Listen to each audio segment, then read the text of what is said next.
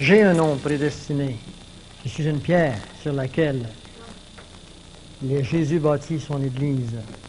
Michel a un nom prédestiné. Il a un nom, il y a toujours une réponse à tout, Michel, une réponse biblique. C'est pour ça que le Seigneur lui a dit, « Alors, Michel,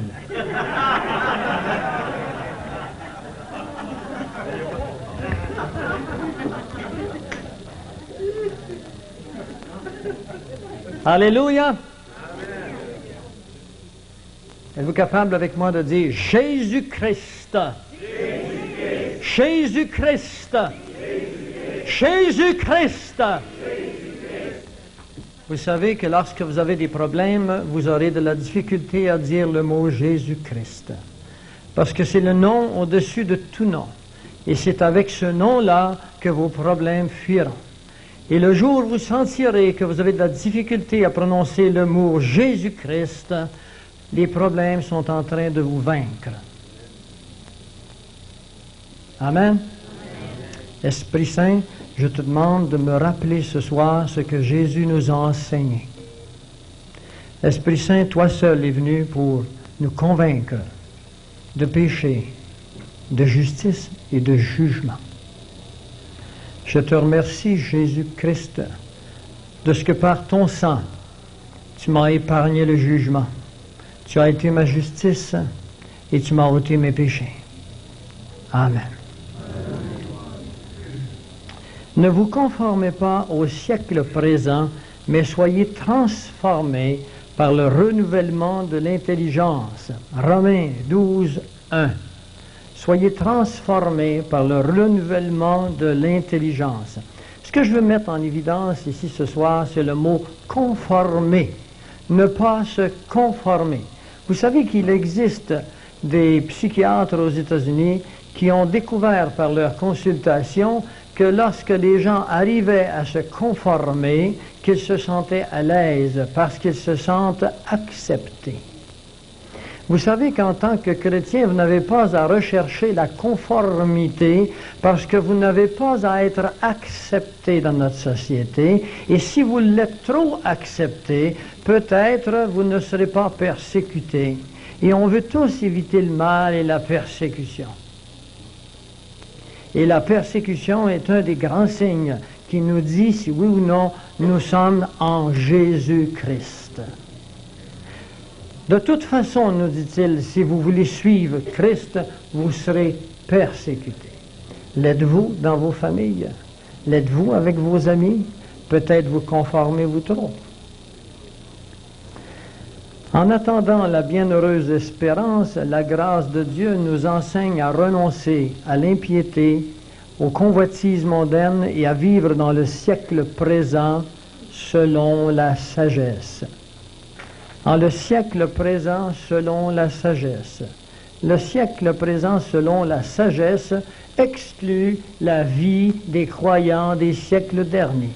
Parce que nous ne sommes plus dans le milieu d'un siècle, nous sommes à la fin d'un siècle, et le siècle dans lequel nous vivons n'a rien à voir avec les siècles passés, c'est le siècle du retour de Jésus-Christ. Et cela demande des conditions de vie tout à fait spéciales. Et si telle est votre espérance, Christ nous dit de nous purifier nous-mêmes.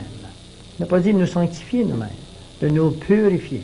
Parce que toute sanctification nous vient de Jésus-Christ. 1 Corinthiens 1:30.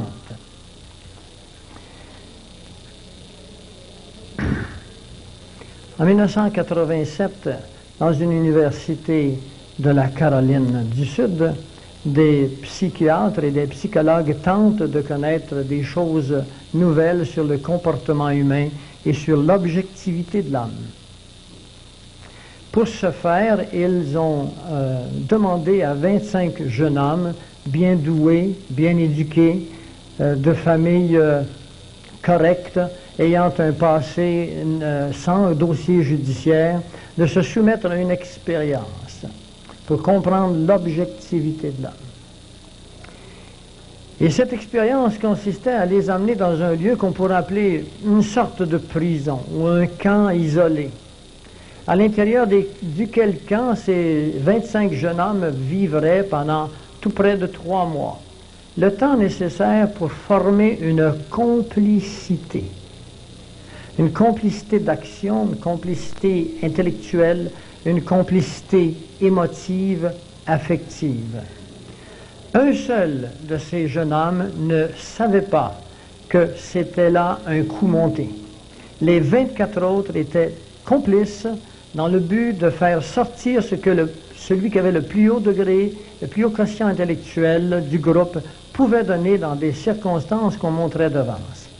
Alors, ayant vécu ensemble pendant 3 mois, ils ont soumis tous ces jeunes hommes à toutes sortes de tests, tantôt privés, tantôt collectifs. Je vais vous rapporter une conclusion de ces tests.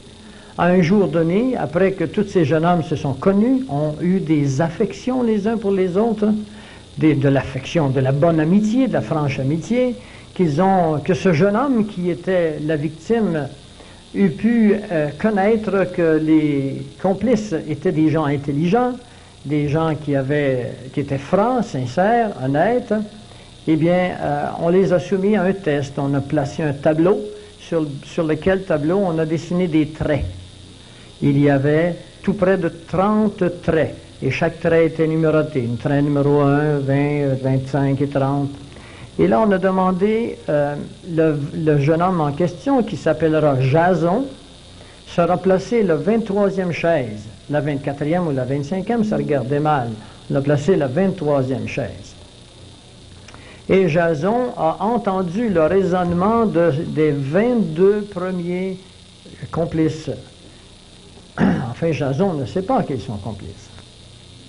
Et on a placé des traits, on a placé un trait qui avait, disons, 6 pouces, et à côté un trait qui aurait 5 pouces, et à côté un autre trait qui aurait 5 pouces également, et des autres traits qui auraient des longueurs différentes.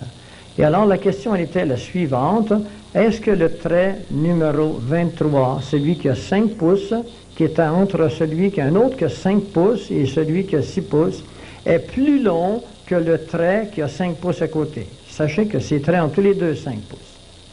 Et à cause de cette grande complicité, le premier répond que la barre entre le 5 pouces et le 6 pouces est effectivement plus haute que sa copine qui a 5 pouces. Le deuxième répond qu'elle est plus haute également. Et il est évident qu'elle est de la même hauteur. Tout à fait de la même hauteur. Mais il a connu 22 de ses copains pendant 3 mois.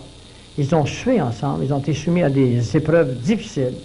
Ils ont eu des moments où on a pu mettre en évidence leur quotient intellectuel, leurs émotions. Ils se sont vidés de leurs problèmes entre eux. Ils les sait intelligents, honnêtes et sincères.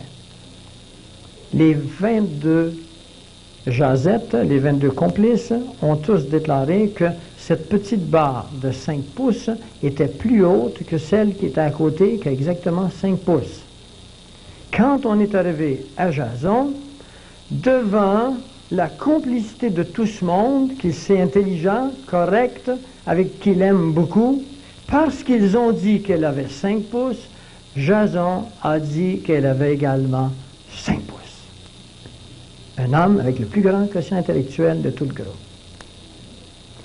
La conclusion, c'est que devant la conformité, nous perdons notre objectif. Nous cessons d'être objectifs. Nous sommes plus souvent, à cause de la complicité, subjectifs qu'autrement. Voilà une leçon que le chrétien doit tirer. Est-ce que dans ce siècle dans lequel nous vivons, où tout le monde s'aligne pour une longue vie, pour des centaines d'années, avec la technologie moderne, avec l'homme qui est devenu super éduqué et soi-disant intelligent, est-ce qu'on peut penser au retour prochain ou à la fin du monde dans lequel nous vivons? Mais pas du tout. Rien ne se prête à un tel raisonnement. Et voilà que le chrétien est mis à prix. Se conformera-t-il au monde qui l'entoure? Ou encore, le chrétien prendra-t-il la parole de Dieu et sera-t-il objectif, malgré le beau soleil de samedi après-midi du 14 août, malgré l'abondance de la nourriture sur nos tables, malgré le beau sourire des gens qui hochent à côté de lui, malgré que la loi est encore respectée au Québec, le chrétien continuera-t-il, devrait-il, pourra-t-il croire que ce monde dans lequel nous vivons est voué à l'échec? Surtout quand on vient d'entrer dans nos premières années après avoir gradué d'une université et qu'on a des beaux plans en tête, que papa et maman sont derrière nous, qu'on a une carrière devant nous ou qu'on n'en a pas, mais que nous voyons ce monde qui se défile avec ces notions de science et d'économie. Est-ce que nous allons croire que bientôt il y aura une fin? Isaïe 61, numéro 2, nous parle d'un jour de grâce et un jour de colère. De quelle colère parle Isaïe? Évidemment, je ne m'attarderai pas trop sur l'explication de chacun de ces versets. Ça se fera une journée complète quand je viendrai au mois d'octobre. Et j'aimerais que vous soyez là, mais j'aimerais que vous ameniez du monde aussi. J'aimerais que vous ameniez des personnages de votre entourage qui ont besoin de connaître, qui ont besoin de savoir, qui ont droit. C'est notre mission, faire connaître la parole de Dieu. Qui est Jésus-Christ? Quand on fait connaître la parole de Dieu, on fait connaître Jésus-Christ, parce que c'est le même. Il est la parole. 1 Jean. Jean 1 plutôt. Dans Apocalypse 17, il est marqué « Car le grand jour de sa colère est venu, et qui pourra subsister ?» Le grand jour de sa colère. Encore une fois, le mot « colère ». Dans le contexte d'Apocalypse, le mot « colère » ici est tout à fait eschatologique, collectif. N'a rien à voir avec l'eschatologie individuelle. L'eschatologie individuelle s'accomplit à chaque fois qu'un homme meurt. Et il vient de vivre son eschatologie, sa fin à lui. D'ailleurs, les gens du monde sont bien là pour vous le rappeler. Ben oui, à chaque fois qu'un homme meurt, c'est la fin du monde. Mais il y a une fin pour la collectivité. Elle n'est pas pour demain, la fin totale. Il ne faut pas croire qu'on s'en va vers la fin du monde. Mais on s'en va vers la fin d'une époque, la fin d'une ère, la fin d'une dispensation que nous discuterons au mois d'octobre. La colère de Dieu, dans Romains 1,18, se révèle du ciel contre toute impiété et toute injustice des hommes qui retiennent la vérité, qui retiennent injustement la vérité. Ici, il est question de deux colères, la colère collective et la colère individuelle. La justice de Dieu a été mise dans vos bouches. Et la piété, ici, il ne s'agit pas d'avoir les mains croisées. Le mot piété dans le contexte veut dire la connaissance de Dieu. L'impiété, c'est l'ignorance de Dieu. Dans Apocalypse 15, au verset 19, l'ange jeta la vendange dans la grande cuve de la colère de Dieu. Autant de mots, autant de versets pour nous dire qu'il y aura une colère. Mais nous, croyants, qui savons que Dieu est bon, miséricorde, est-ce que nous pouvons croire qu'il y aura un jour de colère? Est-ce que nous allons nous conformer à ce que les religions enseignent? Que Dieu est bon, c'est un Dieu d'amour. Et il n'y aura pas de colère, il est là pour sauver tout le monde, le salut universel. Allons-nous garder cette complicité ou si nous allons ouvrir la bouche, que nous allons dire il y a d'autres facettes à la personnalité de Dieu. Il y a sa justice et il y a sa colère. Christ est la justice des hommes. Sans Christ, l'auto-justification ne peut d'aucune façon sauver l'homme. Christ est notre justice. N'essayons pas de nous sauver. Impossible à l'homme de se sauver. Je vais vous demander quelque chose ce soir. Est-ce que vous avez réalisé que lorsque vous vous levez le matin, vous avez automatiquement planifié votre journée? Aujourd'hui, nous mangeons à telle heure, l'après-midi, je vais faire mes commissions, madame ou monsieur a tant de ventes à rencontrer, le soir, il se couche, il prend son bain, il fait... Enfin, votre journée est bien planifiée. Plus que cela, vous planifiez votre semaine. Plus que cela, vous dites, cette année, je fais telle ou telle chose. On ne peut être en affaires, on ne peut être actif sans planifier notre temps. Le temps est la dimension la plus éthérique de notre vie. Non pas ésotérique, éthérique de notre vie. C'est le fil de la durée dans laquelle nous vivons. L'éternité, c'est un peu l'absence de la durée. que la durée est une dimension qui, tranquillement, crée un processus de vieillissement. Eh bien, si vous avez planifié votre journée, c'est là le résultat de votre intelligence. L'homme intelligent planifie sa journée, ses heures, ses minutes, il planifie sa vie. L'homme intelligent est un être. Dieu est un être. Vous ne croyez pas que Dieu a planifié l'humanité? Voulez-vous penser au parallèle qu'il y a entre nous et Dieu? Il nous a créés à son image. Il y a une fin à votre journée. Dieu aussi a une fin à sa Great Journey. Le séjour de l'humanité a été programmé, a été divisé. Et cet automne, quand je reviendrai, nous allons parler de cette programmation, de ces divisions de l'humanité, du temps, de la façon dont Dieu a administré le comportement et la relation des hommes avec lui. Nous vivons dans la plus belle des dispensations. Dieu y a mis le paquet. Jamais au préalable, nous n'avons vécu dans une dimension aussi extraordinaire que celle dans laquelle nous vivons, celle de la grâce.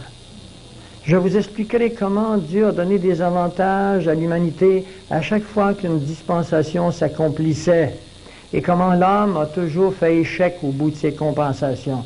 Et finalement, Dieu a dit, écoute, tu veux être sauvé, il faut te demander rien qu'une chose, crois en moi.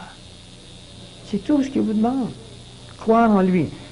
Maintenant, le croire dans le sens biblique n'a rien à voir avec « je crois que demain il fera beau ». Le croire dans le sens biblique inclut l'acceptation de la doctrine de celui qui demande en qui on croit. C'est parce que c'est lui la vérité, le chemin et la vie. Je voudrais maintenant partager avec vous 5 prophéties de l'Ancien Testament. Vous montrer leur réalisation.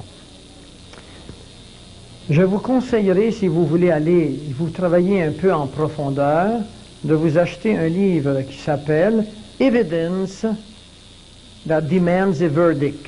Evidence that Demands a Verdict. Ce livre est écrit par Josh McDowell. Il y en a qui connaissent Josh McDowell. C'est un des grands apologétiques de la parole de Dieu au monde actuellement. Eh bien, Josh McDowell a prouvé ceci avec plusieurs universités américaines, les universités athées, qui avaient décidé de démontrer que le christianisme reposait sur rien et que tout cela était de la fable. Ils ont mis 10 ans à 8 universités pour arriver aux conclusions suivantes, que tout est tout à fait authentique. 90% des savants qui ont travaillé sur ces comités se sont convertis au christianisme. Il y a 70 prophéties dans l'Ancien Testament qui nous montrent que Jésus viendrait. Et on n'en a pris que 12 dans le cas présent. Je vous en partage 5, histoire de sauver des minutes. J'ai d'autres choses à vous dire.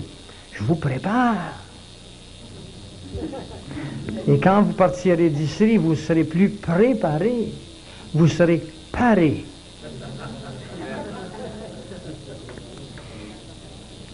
Dans Michée, au chapitre 5, au verset 1, il est marqué « Il naîtrait à Bethléem ». C'est le prophète Michée qui nous dit ça. Il est dans l'Ancien Testament. Il est quelques 400 ans avant Jésus-Christ. Et dans Matthieu 2, 21, il est marqué « Jésus étant né à Bethléem en Judée ». Il y avait 42 petites villes de la dimension de Bethléem en Judée, en Israël à l'époque. Il aurait bien pu naître dans n'importe lequel de ces 42. Voilà une prophétie réalisée. Il y en a 70 comme celle-là. Deuxième prophétie. Une voix crie, préparez au désert le chemin de l'Éternel, aplanissez dans les lieux arides une route pour notre Dieu. Isaïe 40, verset 3. Elle se réalisera dans Matthieu 3, 1 et 2. Jean-Baptiste vint prêchant dans le désert, disant, repentez-vous, car le royaume de Dieu est proche. Réalisation de la prophétie faite par le prophète Isaïe quelques 600 ans au préalable. Troisième fois, Sois transporté d'allégresse, fille de Sion. Ton roi vient humble et monté sur un ânon. Qui nous a dit cela? Zacharie 9, au verset 9. Si vous lisez Luc au chapitre 19, verset 35, il nous dira, ils amenèrent à Jésus l'ânon sur lequel ils jetèrent leurs vêtements et firent monter Jésus. Ça a été prophétisé 550 ans avant Jésus-Christ. Il y avait des centaines d'autres ânons ou des chevaux ou d'autres façons de se transporter. La quatrième,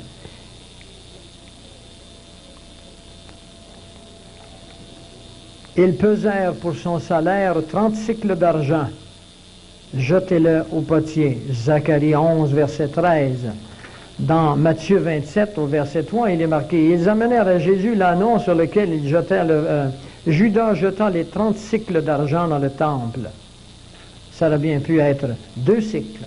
Ça aurait bien pu être 200 cycles. Mettez autant de possibilités qu'il y a. Un dernier. Ils ont percé mes mains et mes pieds. Psaume 22, verset 16. Ils ont percé mes mains et mes pieds.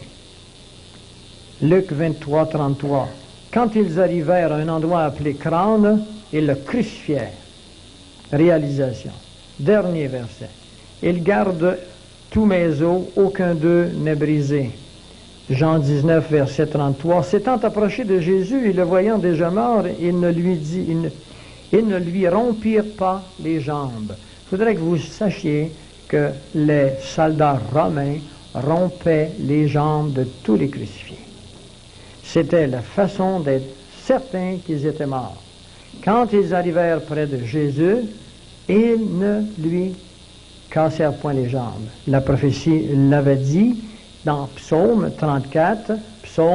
Les psaumes sont faits surtout par le roi David, Salomon. Celle-ci est de David et cela se fait plusieurs siècles au préalable.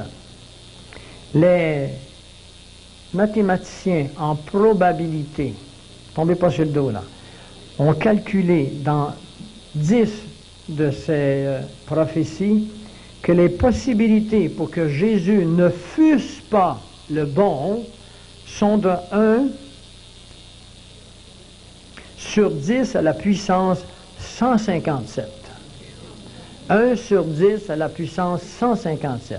Et il y a 70 prophéties comme celle-ci qui se sont réalisées à la lettre. Je vais vous donner une idée maintenant parce que l'esprit de l'âme a besoin de symboles, a besoin de toucher pour comprendre.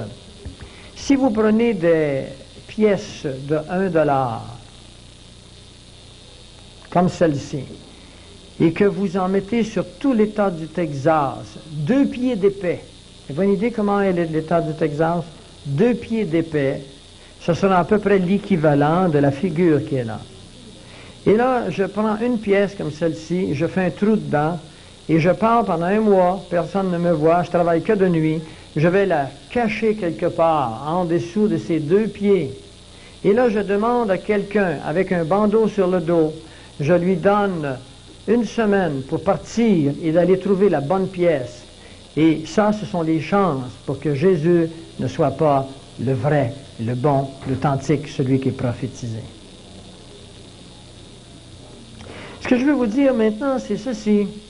C'est que Jésus a été prophétisé à 70 endroits dans l'Ancien Testament. Les prêtres juifs sont là depuis des siècles. Ils étudient la Torah. Ils étudient la Bible de l'Ancien Testament. Ils la connaissent par cœur. Et ils ne l'ont pas reconnu quand il est venu. Ils auraient pu l'attendre à Jérusalem. Il était là, à l'endroit même, sous Hérode. Les prophéties nous donnent tout ce qu'il faut pour aller le chercher là. L'image, une étoile, tout est prophétisé. J'ai donné 6 prophéties. C'était sa première venue. Les évangélistes, Matthieu, Marc, Luc et Jean, nous parlent spécialement de la première venue de Jésus. Bien sûr qu'il y a des versets qui nous parlent de sa deuxième venue. Mais tous les épîtres de Paul, un verset sur 25 nous parle de son retour.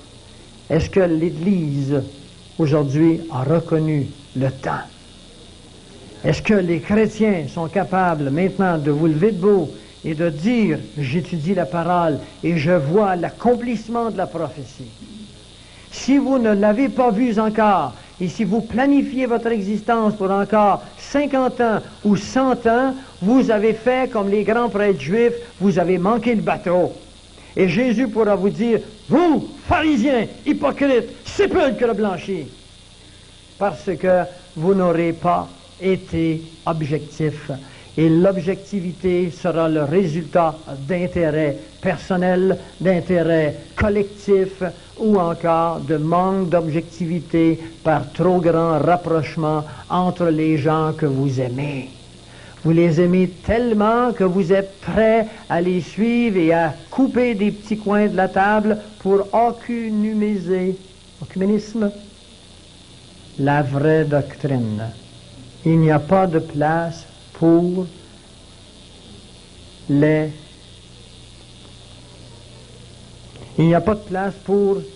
compromis. Jésus n'a pas fait de compromis. Il est mort sur la croix parce qu'il n'a pas voulu faire de compromis. Le chrétien est une lumière dans la mesure où il est allumé. Il est le sel de la terre dans la mesure où il ne reste pas dans la salière. Le sel qui reste dans la salière n'empêche pas la viande de se corrompre. C'est comme ça que nous sommes des lumières dans le monde et le sel de la terre. Si nous ne parlons pas, les pierres parleront. Mais je ne voudrais pas me présenter devant le Seigneur puis qu'il me dise, tu sais Pierre, j'ai été obligé de faire parler l'autre Pierre avec un petit pain. C'est un choix que nous devons prendre. Je voudrais que vous vous rappeliez de Jason. Allez-vous vous en rappeler de Jason?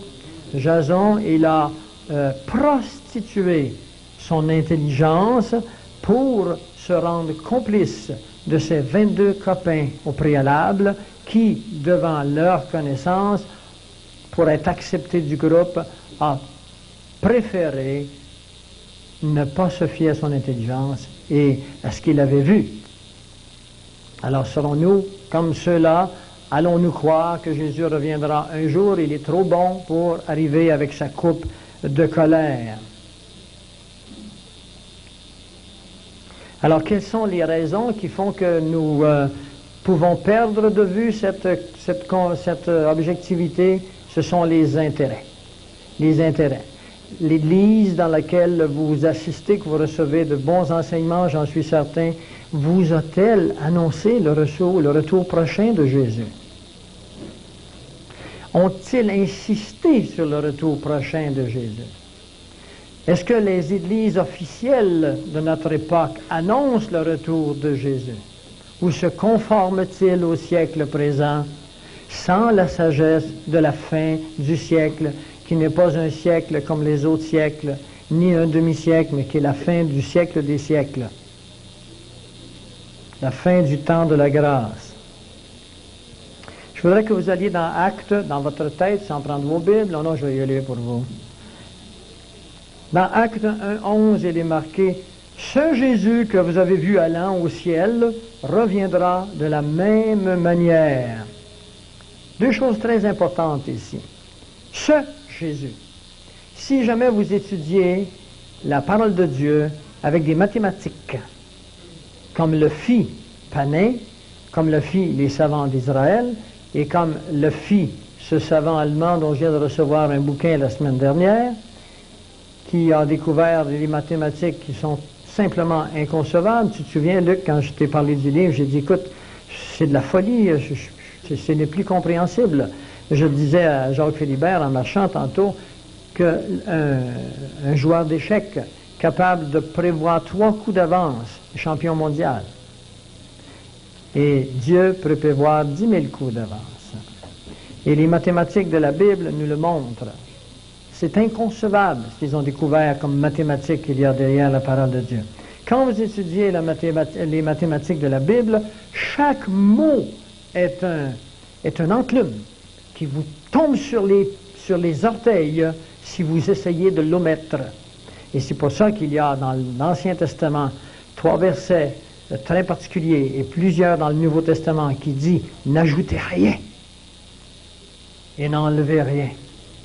Sinon, vous paierez du sort décrit dans ce livre. » Jude 1,3 nous dit « La foi transmise aux saints une fois pour toutes. » Elle a été transmise, la foi, une fois pour toutes. Galates 1,8 nous dit « Si un autre vient du ciel et vous annonce un autre évangile que le nôtre, qu'il soit anathème, qu'il soit maudit. » Allons-nous jouer avec la Bible? Allons-nous, faire des coups d'avance, enlever, retrancher? Ce Jésus reviendra. La raison pour laquelle je vais vous dire cela, c'est qu'il y a un mouvement actuellement qui est très actif dans le monde entier, pas au Québec seulement, dans le monde entier, qui a une origine particulière, une origine qui s'appelle Babylone, il y a de cela plusieurs milliers d'années, et qui s'est amplifiée par le passage du temps, en passant par...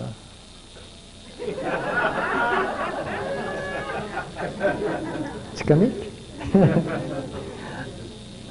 En passant par, évidemment, la Yougoslavie, avec une personne qui s'appelle Elena Petrovna Blavatsky, qui vient de la Yougoslavie, le pays où la Première Guerre mondiale a pris son essor, où la Deuxième Guerre mondiale a pris son essor, et où la Troisième Guerre mondiale prendra son essor. Le Nouvel Âge nous vient d'une personne qui s'appelle Elena Petrovna Blavatsky, qui transmet ses données à Alice Bailey et à des auteurs américains et qui aujourd'hui atteint tous les stages de notre société et qui vous disent que Christ est ici, présent maintenant. Il est à Londres selon eux, il s'appelle Seigneur Maitreya, mais il n'y a pas qu'eux qui disent que le Christ est ici. La Bible est claire là-dessus. Ce Jésus, pas n'importe lequel, celui-là, ce Jésus de la parole, il reviendra, comme vous l'avez vu à l'an, avec le même corps qui est parti, c'est lui qui reviendra. Pas un Christ, Jésus, Christ. Est-ce que vous comprenez? Le mot Christ, un mot grec, c'est vous ce que ça veut dire? Oui. Tout ça veut dire. Mais ce Jésus-là, il fut oui. Et c'est ce Jésus, oui, qui reviendra, oui. Jésus est le même hier, aujourd'hui et pour l'éternité.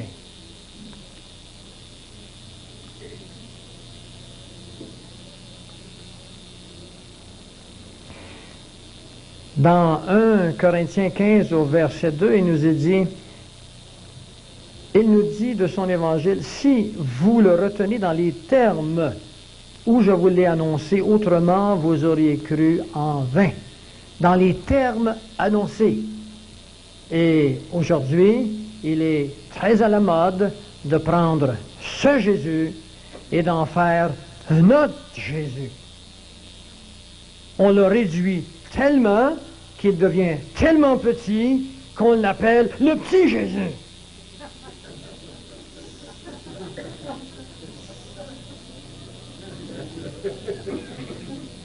Il est tellement petit qu'il est dans la circulation sanguine, il n'y a pas de place pour s'arrêter nulle part, il s'en va directement dans la lymphe vers les reins, puis il est évacué, comme une bactérie. Petit Jésus. Mais ce Jésus de la parole reviendra, comme vous l'avez vu à l'an. Maintenant, ce Jésus de la parole nous a bien dit des choses très importantes. Et là, on va entrer dans des choses plus importantes pour vous. Dans Daniel 8, 19, il nous a dit ceci, il y a un temps marqué pour la fin.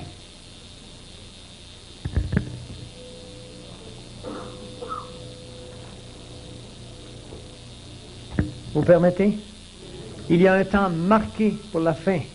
Et si Dieu nous dit qu'il y a un temps marqué, c'est parce qu'il y a une marque quelque part dans le temps. Et au mois d'octobre, je vous expliquerai où et comment on peut savoir quel est le temps marqué. Il nous a été donné. Michel a mentionné tantôt, il n'a pas mentionné le verset, mais c'est Amos 3, où il est marqué « Dieu dit tout à ses prophètes. ce que Dieu va faire, il le dit d'abord à ses prophètes. Amos 3,6. Il nous dit que son peuple meurt faute de connaissance, mais Dieu a un peuple dans cette grande Babylone qui va mourir faute de connaissance, à moins que des lumières s'allument partout et que le peuple voit la vérité, et que la vérité cesse d'être gardée captive, parce que nous devenons tous des jasons. Je voudrais que vous vous en souveniez tellement que vous en jasiez.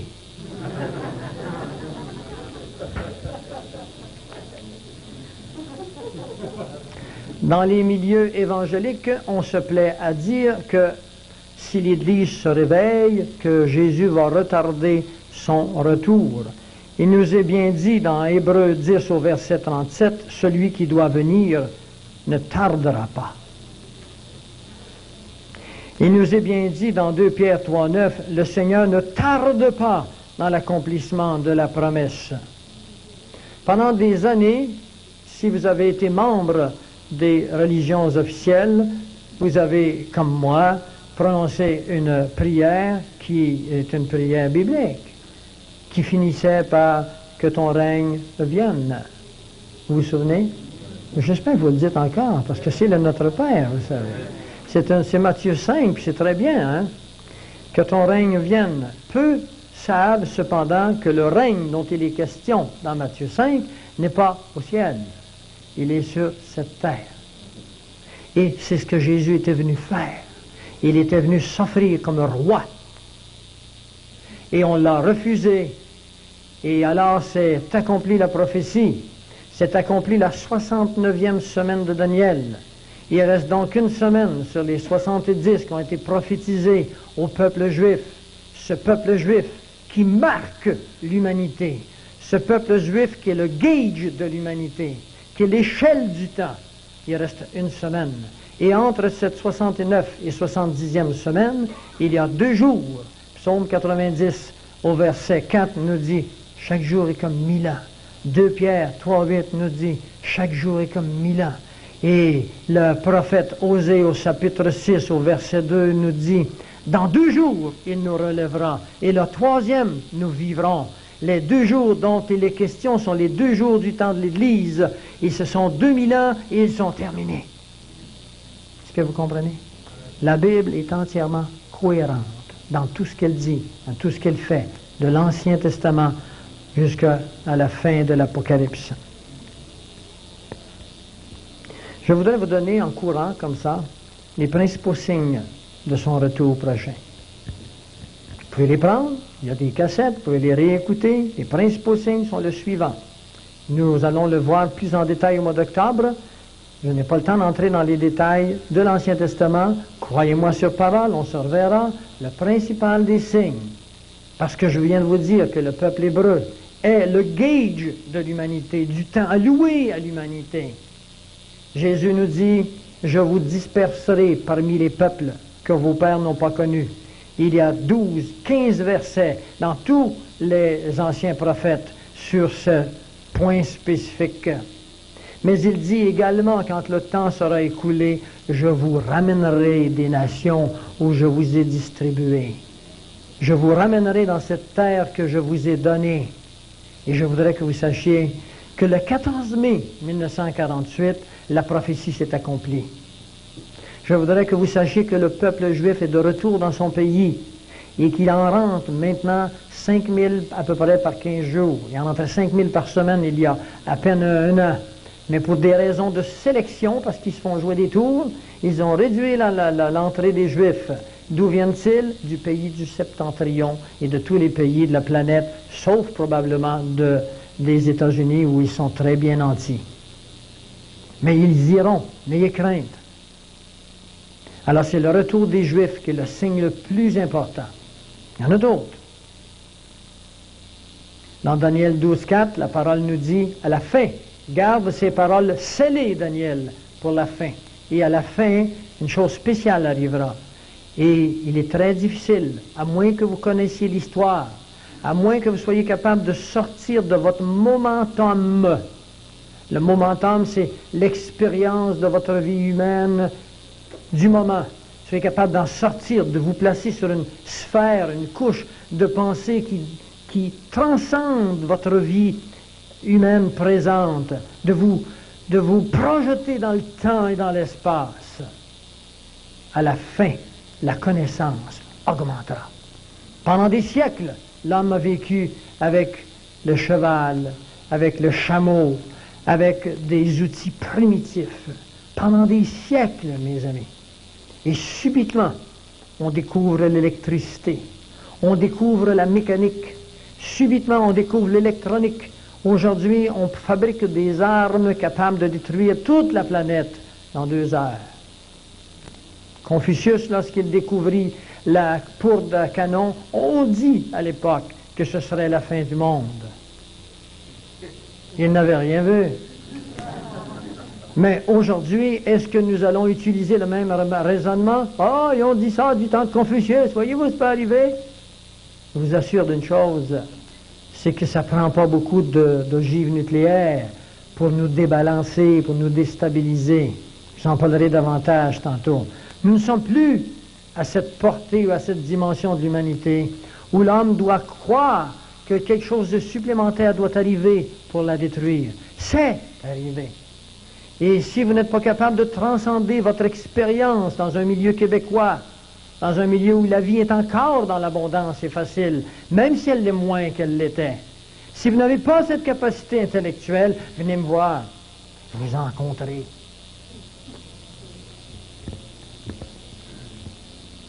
Le 3e des grands signes, c'est la formation d'une superpuissance mondiale, déterminée depuis des siècles par les sociétés secrètes, incapables de se réaliser par manque de technologie, mais réalisées maintenant avec l'accomplissement visible sur les écrans de télévision. Cette superpuissance s'appelle la Communauté économique européenne. Elle est mentionnée dans Daniel 2, Daniel 7, Daniel 9, Apocalypse 13, 17 et 18. C'est ce que nous verrons en détail au mois d'octobre. Cette superpuissance a pris naissance le 31 décembre 1992 pour devenir active le 1er janvier 1994. 1993. Merci Michel.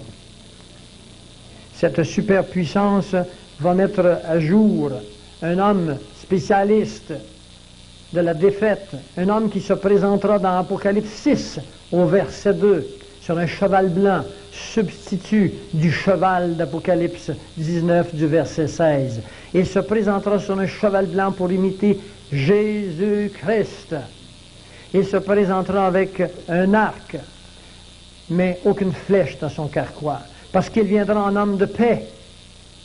Mais peu de temps après, il sortira toutes les flèches qui sont cachées dans son carquois. Cet homme est déjà vivant. Il est presque en place.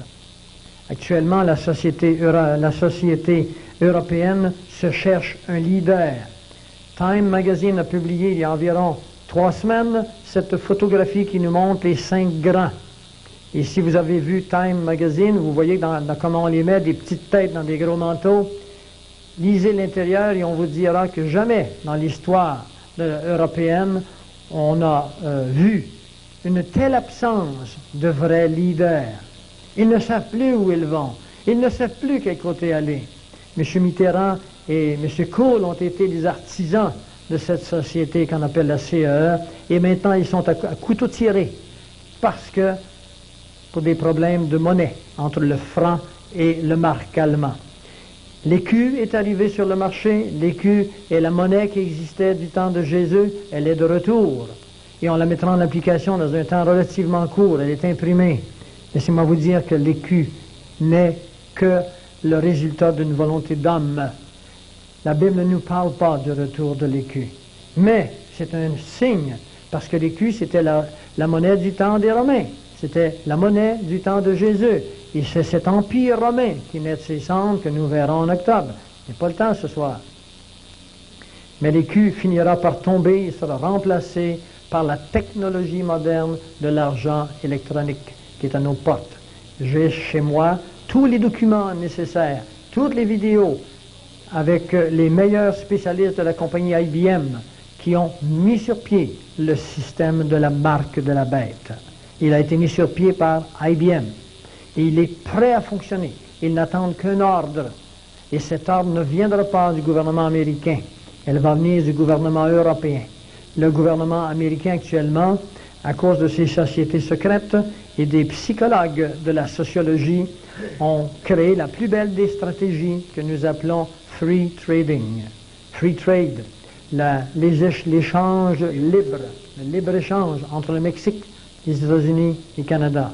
En réalité, ce n'est pas ce que nous croyons que c'est le résultat des Illuminati, de la franc-maçonnerie internationale, qui veulent simplement unir ces trois grandes puissances dans le but de les amener au pied du mur, dans le but de décommercialiser, de désindustrialiser, de créer des problèmes terribles entre nos trois pays, et puis de nous amener au pied du mur économique, faire fuir les grandes industries vers les pays sous-développés, et finalement nous imposer la loi de leur nouvel argent. Si vous avez de l'argent à dépenser, dépensez-le pour le Seigneur maintenant. Parce que dans peu de temps, vous allez vous réveiller et votre argent ne vaudra plus absolument rien. Nous allons dévaluer l'argent jusqu'à ce qu'ils arrivent en 1923 en Allemagne, où les gens allaient à la banque avec leur argent dans une brouette et on pesait l'argent sans s'occuper si c'était un 10, un 100 ou un 1000. On pesait l'argent de papier, elle ne valait rien.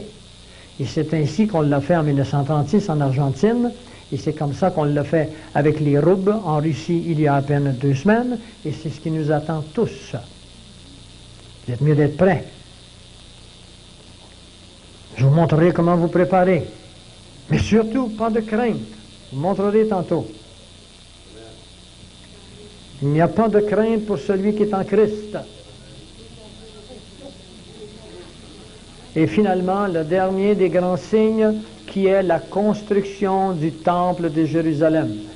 Dans Daniel 9, 27, il est question d'un puissant dictateur qui montera sur le trône de Jérusalem et qui imposera sa loi, qui signera un accord avec Israël.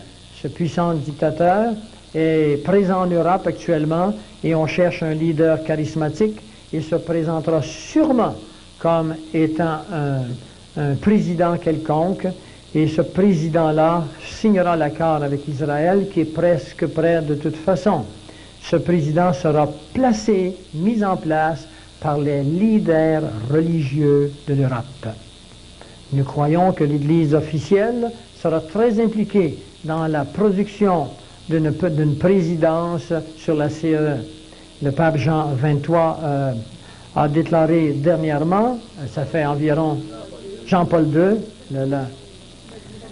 le pape Jean-Paul II a déclaré il y a environ 6 mois que laquelle déclaration vous pourrez trouver dans un livre qui s'appelle The Keys of the Blood, écrit par Martin Malachi. Et il a déclaré qu'il y a assez de cardinaux athées dans l'Église catholique actuellement pour que le prochain pape élu soit entièrement un pape athée.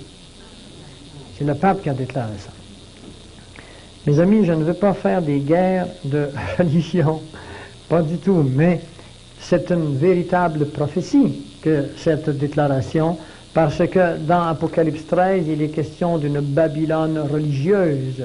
Il est question d'un faux prophète religieux qui fait la promotion d'un leader politique.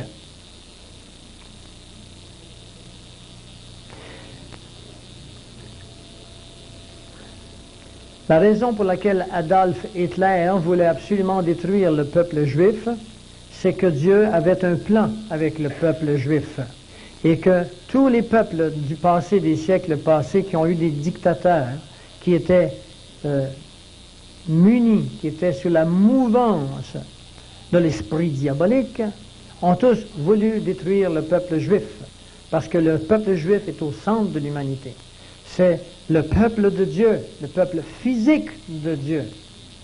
N'allez pas croire que parce qu'ils sont le peuple de Dieu physique, qu'ils sont le peuple nécessairement qui héritera du royaume des cieux. Le nouveau juif, c'est nous. Mais Dieu a des promesses sur son peuple physique. Et il va garder ses promesses. C'est de cette façon-là qu'il se glorifiera.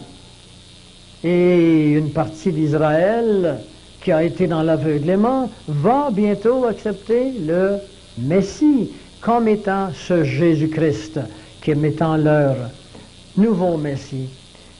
Zacharie 14 nous dit qu'ils accepteront celui qu'ils ont crucifié, celui qu'ils ont percé, et qu'un reste sera sauvé. Il va plus loin que ça, le prophète Zacharie. Il nous dit que le tiers sera sauvé, le reste périra.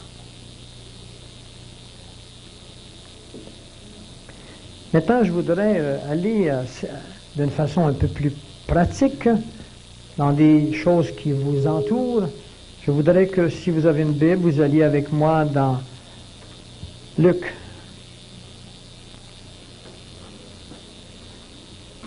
Je n'ai pas dit Luc Gagné.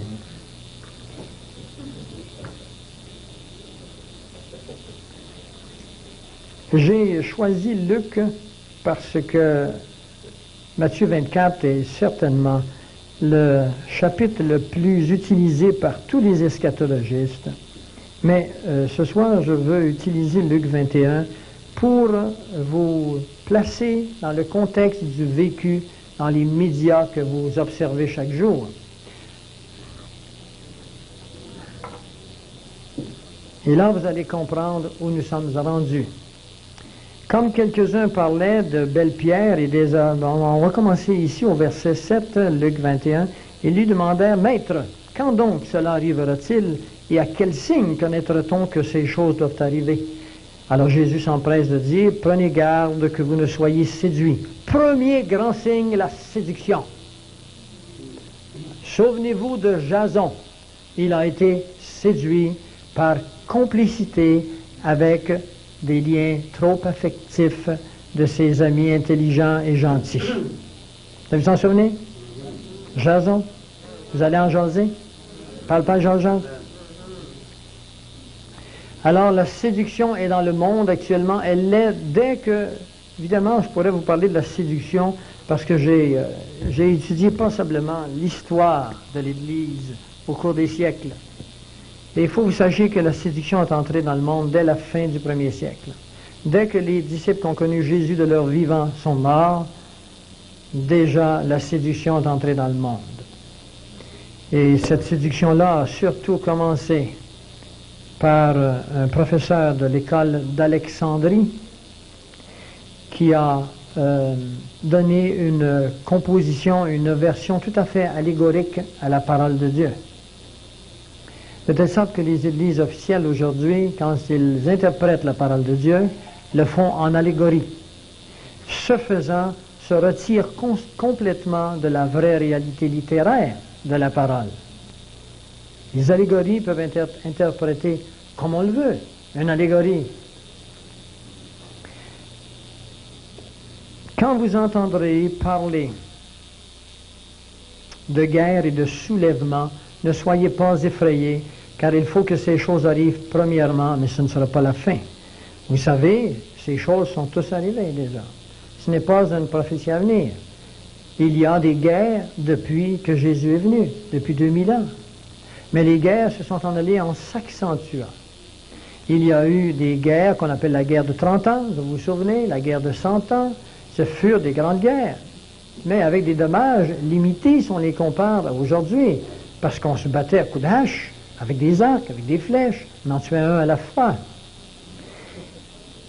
La première grande guerre mondiale, 1914-1917, tua 25 millions d'hommes.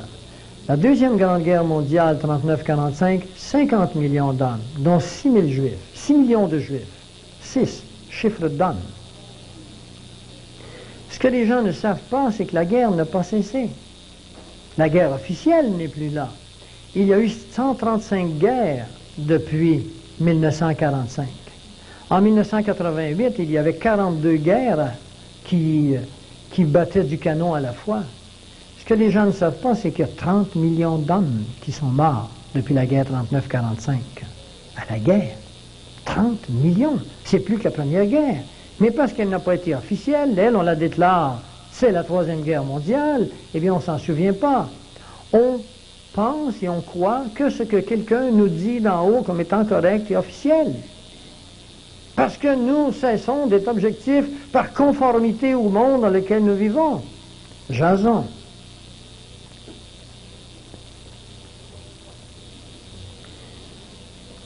Alors il leur dit, une nation s'élèvera contre une nation et un royaume contre un royaume. Cela est fait. Des nations se sont élevées contre des nations. Ce ne sont plus des régions comme autrefois. En Bosnie, actuellement, il y a 9 ethnies. En l'ancienne Yougoslavie, ils se sont tous élevés les unes contre les autres. Le courant d'idées tel que l'ennemi le veut était nation contre nation. Les Canadiens français ont des problèmes avec les Canadiens anglais. Les Indiens ont des problèmes avec les Québécois puis avec les Canadiens anglais. Et c'est partout comme ça. Je suis allé en France dernièrement, ma fille demeure en France. Il y avait là des Algériens, et ils ne se parlent plus avec les Français. Ils se regardent à couteau tiré. Nation contre nation. Mais il y a mieux que ça. Il y a les problèmes internes. Dans une revue du Time Magazine que vous pouvez trouver ici, ceci est fait à New York. Je vous prie de vous acheter ce magazine qui s'appelle Hitting Back at Terrorists. On refrappe les terroristes. Et on va vous montrer qu'aux États-Unis actuellement, la lumière rouge, le téléphone rouge, est rouge 24 heures par jour parce que les terroristes sont à l'œuvre et c'est la terreur interne. On ne sait jamais, quand on embarque dans un métro à New York ou à Washington ou dans des grandes villes, si le métro va se rendre à destination. C'est la terreur interne. Maintenant, allons voir des signes plus probants. Le verset 11 du chapitre 21. Il y aura de grands tremblements de terre et en divers lieux des pestes et des famines. Je voudrais que vous sachiez ceci.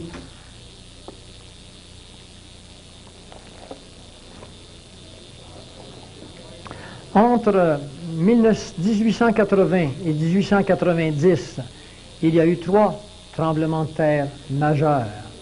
Un tremblement de terre majeur, c'est à l'échelle Richter, 5 et plus. Entre 1890 et 1900, il y en a eu 2. Entre le décade qui a suivi et l'autre, 3. Entre le prochain décade, 4. Entre le prochain décade, 4. Entre 1950 et 1960, il y a eu 9 tremblements de terre majeurs. On est rendu au double. Entre 1960 et 1970, il y a eu 15 tremblements de terre majeurs de 5 et plus. Entre 1970 et 1980, il y en a eu 46. Entre 1980 et 1990, il y en a eu 72. Entre 1990 et 1993, on n'a pas un décade là, on n'a pas un siècle. Il y en a eu 150. Le Japon vient d'éprouver un tremblement de terre de 8,3 à l'échelle Richter. Je voudrais que vous sachiez qu'au Japon, actuellement, on vit l'état de psychose. J'ai une photo ici de ce qui se passe au Japon. Qu'importe. Les sismologues anglais et les sismologues japonais croient que cette année, en 1993, ou probablement, ou peut-être l'année prochaine, le tremblement de terre qui attend le Japon sera 7 fois plus grand que celui dont l'anniversaire se fait le 16 septembre, le jour du Rosh Hashanah, le jour des trompettes. 16 septembre, cette année. Il y aura 70 ans. Donc, à 11h20, 1923, 500 000 maisons sont détruites, 140 000 personnes sont mortes dans 10 minutes. Et ce tremblement de terre est prévu pour être 7 fois ce qu'il fut cette année ou l'année prochaine. Les spécialistes disent que le Japon entier peut disparaître de la map et ce faisant entraînera avec lui la plus grande catastrophe économique mondiale. C'est curieux comme ça correspond à toutes ces choses. C'est curieux comment le Seigneur il a joué 3 échecs d'avance. Il connaissait son affaire. Je vous dirai qu'il y a 5000% plus de tremblements de terre qu'il y en avait il y a un siècle, selon la Société de sismologie de la Californie. Il y aura des pestes et des famines. Alors là, selon les spécialistes, les vraies famines mondiales ont commencé en 1975. Tant qu'aux pestes, eh bien, ils sont là. Le sida est la plus grande peste qu'ait connue l'humanité. Le sida est pire que la peste noire du 13e siècle. Maintenant, je vais vous appeler quelque chose de pas rose, de pas très rose. Il n'y a pas beaucoup de gens qui possèdent ce document.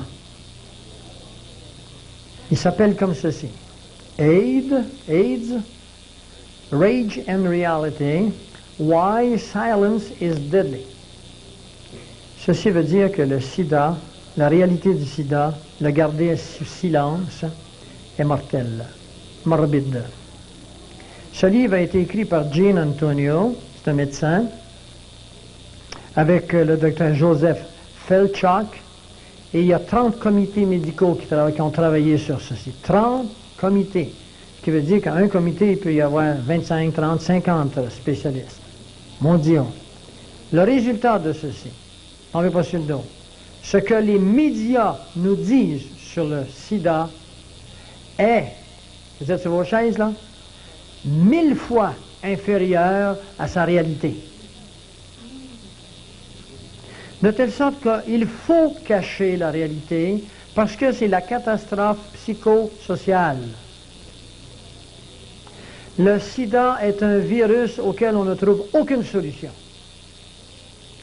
Le sida est maintenant, il est maintenant connu que le sida peut se transmettre par la salive, par n'importe quel fluide qui sort du corps, incluant les larmes, incluant les sécrétions nasales et incluant bien sûr l'urine et le sperme. Mes amis, l'humanité est exactement ce qu'elle était du temps de Sodome et Gomorrhe. N'allez pas croire que parce que vous êtes dans un groupe de gens qui ont été transformés dans leur intelligence et leur comportement par l'Esprit Saint, que l'humanité entière se reflète sur vous. N'allez pas croire que vous êtes la réalité de l'humanité. Nous ne sommes qu'une petite chandelle dans les grandes ténèbres qui sont là. Et il ne faut pas qu'elle s'éteigne, cette chandelle. Elle a un rôle à jouer. Dans un Time magazine qui s'appelle Sarajevo Dying, The Lesson of Bosnia, il est publié enfin ces dernières semaines, eh bien vous verrez cet article rempli de mensonges avec la complicité des hommes de science. Je n'ai pas le temps ce soir de vous parler de l'incroyable complicité des hommes de science dans le milieu évolutif, mais je vais vous montrer celui-ci, ça s'appelle Born Gay, né homosexuel. Et dans cet article, on essaie de démontrer que l'homosexualité est génétique. On n'y peut rien. Ce n'est pas un péché, ce n'est pas un mauvais comportement, ce n'est ni bien ni mal, c'est génétique. On n'y peut rien. Eh bien, faites-vous-en pas, il y aura des hommes de science chrétiens qui vont répondre à cela, mais ne vous en faites pas non plus, ils sont étouffés. Parce qu'il est marqué dans 2 Timothée qu'ils s'égareront de plus en plus dans le mal. Et nous ne sommes pas dans une réalité à venir, c'est une réalité présente actuellement. Il y aura des phénomènes terribles et de grands signes dans le ciel. Ce livre, écrit par le Dr David Allen Lewis et Robert Schreckwise, s'appelle UFO End Time Delusions, les soucoupes volantes d'illusions de la fin des temps. Vous savez, celui qui vous parle actuellement s'est occupé des soucoupes volantes pendant 15 ans. Je me suis laissé avoir, moi aussi. Et c'est pour ça que je défends avec tant de véhémence ces choses, parce que je fus trappé. J'ai vu des soucoupes volantes. Et ça, personne ne m'enlèvera. J'en ai vu des soucoupes volantes. Mais j'ai fait de l'occultisme plus jeune, de l'ésotérisme. Et puis, il est démontré que les gens qui ont touché à l'occultisme sont les candidats pour voir les soucoupes volantes. Ça, il faut que vous sachiez ça. Soyez porteurs de cette réalité. Je vais vous lire quelque chose maintenant.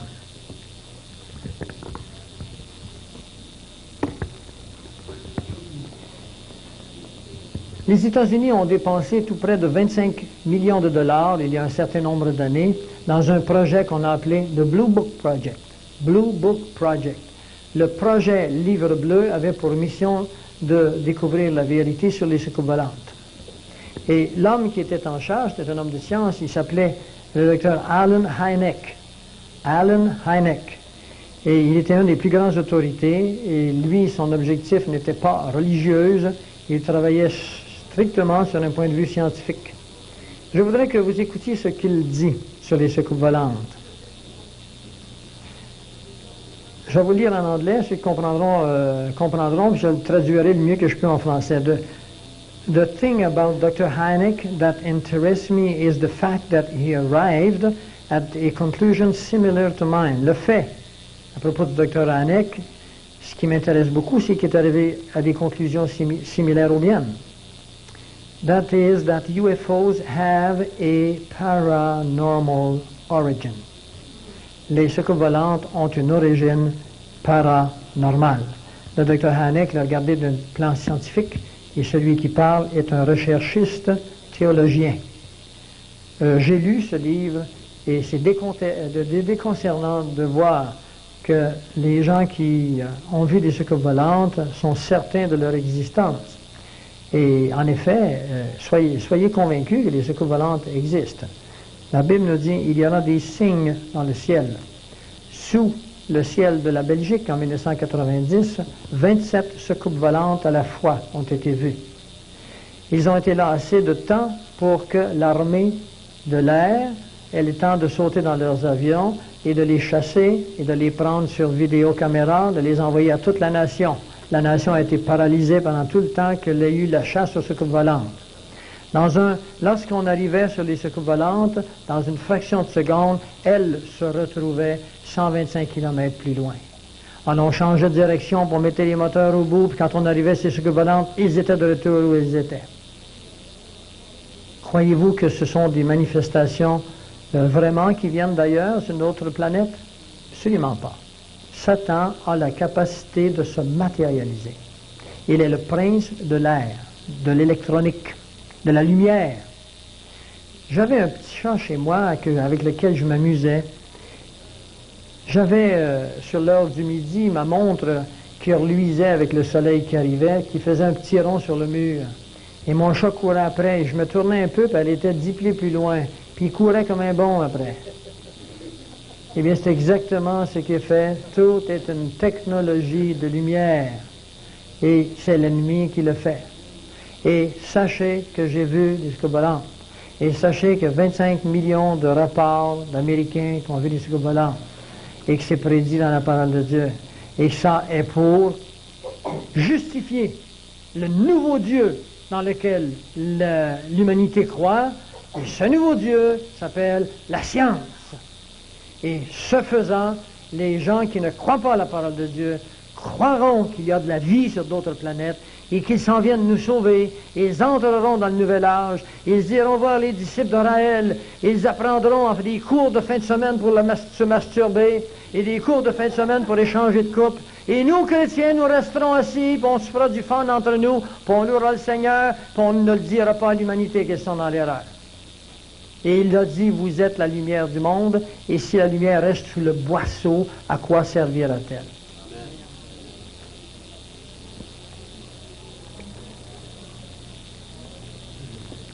Maintenant, je voudrais...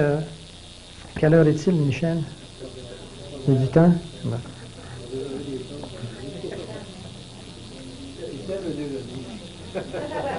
Serve le déjeuner. Quand le Seigneur nous dit qu'il y aura des guerres, pour qu'il y ait des guerres, il faut encore qu'il y ait des armes. Alors ne tombez pas sur votre dos, là. Soyez-vous comme faut. Il y a en Russie actuellement 5000 usines. Je n'ai pas dit 5, pas dit 1000. 5000 usines qui emploient 10 millions d'hommes qui font des armes 10 heures par jour. Il y a en Russie actuellement 30 000 missiles qui sont prêts à partir. 11 000 d'entre eux avec 4 têtes nucléaires chacun, sont orientés sur Montréal, sur New York, sur Washington, sur l'Amérique du Nord pour la destruction totale. Avez-vous l'impression qu'on se prépare pour un pique-nique?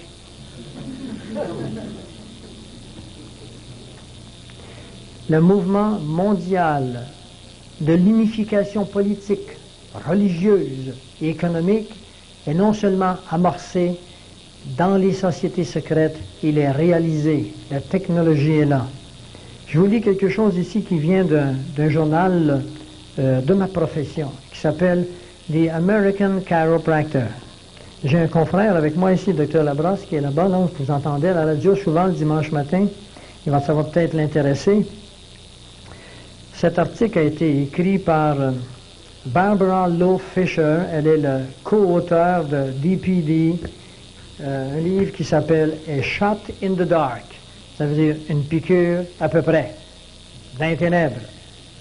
Et dans cette revue, elle démontre qu'actuellement aux États-Unis, nous sommes sur le point, cet automne, de mettre en active une loi qui va obliger tous les Américains, sans exception, à recevoir une piqûre qui va contenir 25 bactéries différentes pour les soi-disant immuniser contre toutes les maladies qu'on peut avoir.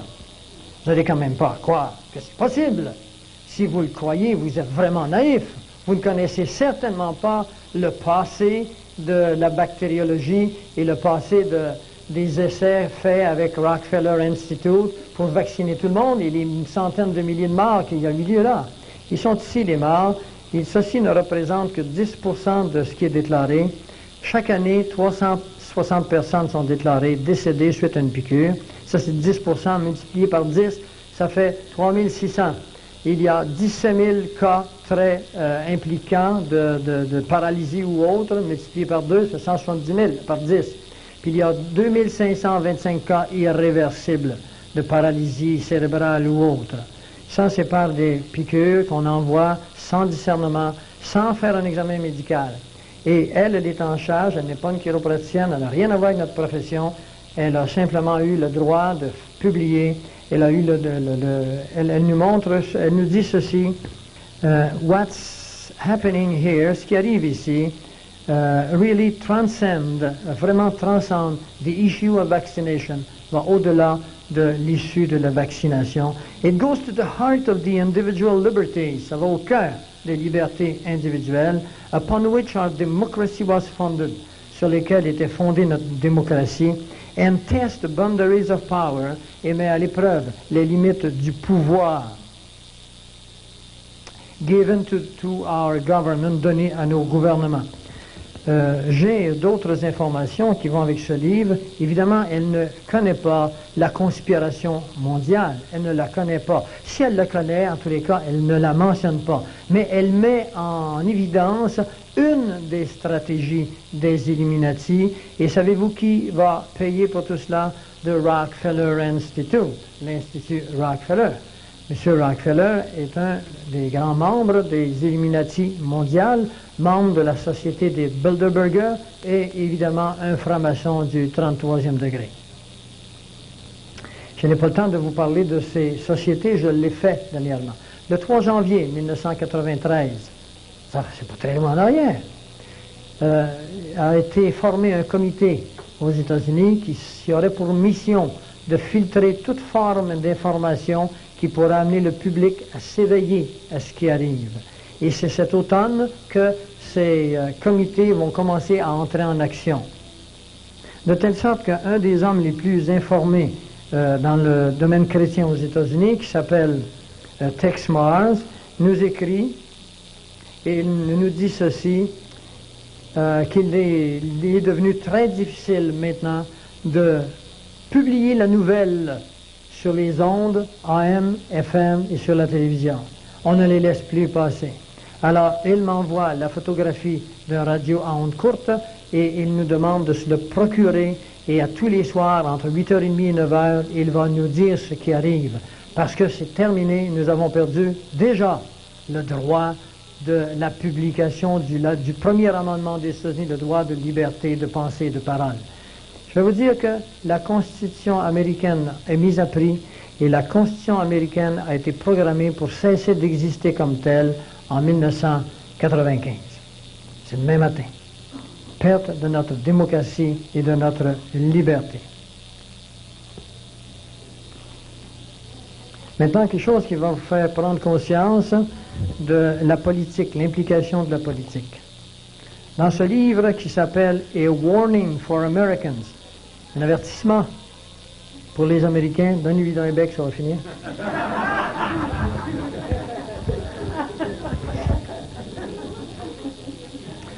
En arrière de ce livre, vous avez la fameuse représentation des États-Unis, The All-Seeing Eye, l'œil qui voit tout, qui s'appelle Annuit Coptis, qui veut dire l'œil qui voit partout autour de la Terre, et en dessous, Novus Ordo Seclorum, nouvel ordre séculier ou nouvel ordre mondial, avec le commencement de la pyramide à 13 étages, qui sont les 13 règlements des Illuminati. Ça, c'est sur le dollar américain.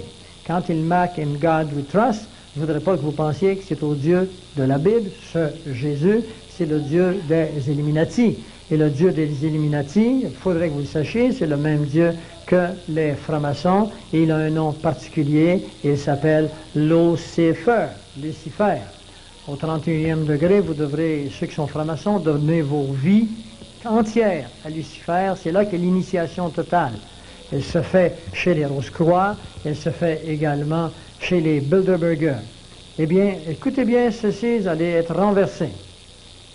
La phrase que je vais vous lire a été écrite par un personnage qui est dans vos cœurs, avec la publicité qu'ils ont eue, qui est dans vos cœurs.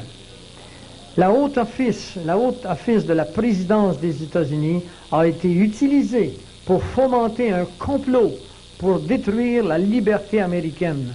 Et avant que je quitte cet office, je dois informer les citoyens de ce complot. 10 jours plus tard, il était exécuté. Mes amis, il s'agit de John F. Kennedy. Il a fait cette déclaration à l'Université Columbia 10 jours avant qu'il soit tué, assassiné, parce qu'il savait trop de choses. Je vais vous dire que je sais assez de choses pour que je sois exécuté.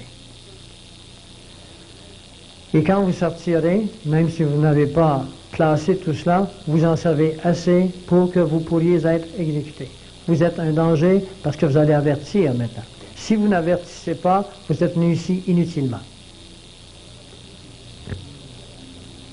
Mais ça ne se termine pas tout à fait ici. Maintenant, je vais vous lire ce qui va suivre. Parmi les signes de la fin, il y a évidemment ce complot dont John Kennedy nous a parlé, qui lui a coûté sa vie. Je voudrais que vous écoutiez ceci. Ceci vient de John Rankin, c'est un congressiste américain, il fait partie du Congrès, un député si vous voulez. The United Nations is the greatest fraud in all history. Les Nations Unies, c'est la plus grosse fraude de toute l'histoire. Its purpose is to destroy the United States.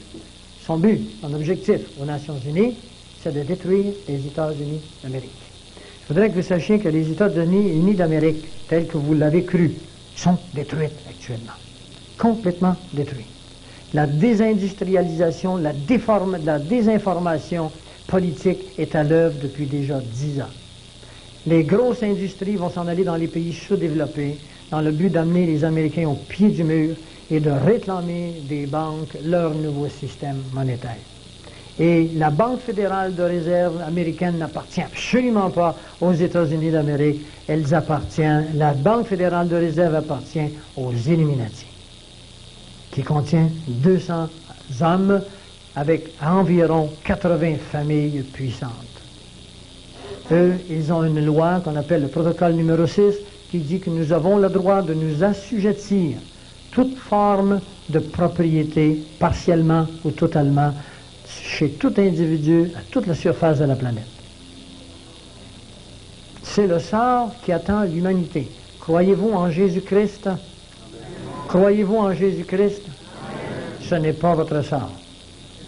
Écoutez-le seulement comme observateur. D'accord? Observez. Et vos semblables, avertissez-les.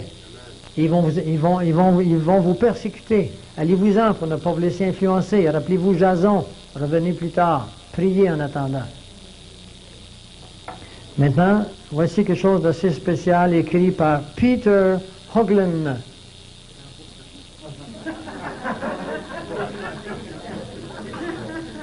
Ça va?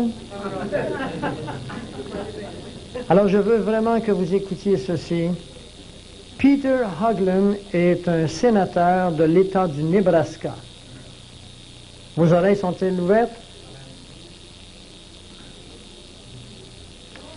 Les chrétiens fondamentalistes de la Bible n'ont pas le droit d'endoctriner leurs enfants dans des croyances religieuses parce que nous, l'État, sommes en train de préparer pour l'an 2000, quand l'Amérique deviendra une partie de la société globale, sommes en train de préparer l'éducation de leurs enfants et leurs doctrines ne pourront être introduites dans notre système d'éducation. Peter Hoagland, sénateur du Nebraska. L'an 2000, mes amis, c'est demain matin. Le nouvel âge a tout conquis. M. Bill Clinton, lorsqu'il était le gouverneur de l'État, un des États les plus pauvres aux États-Unis, qui s'appelle l'Arkansas.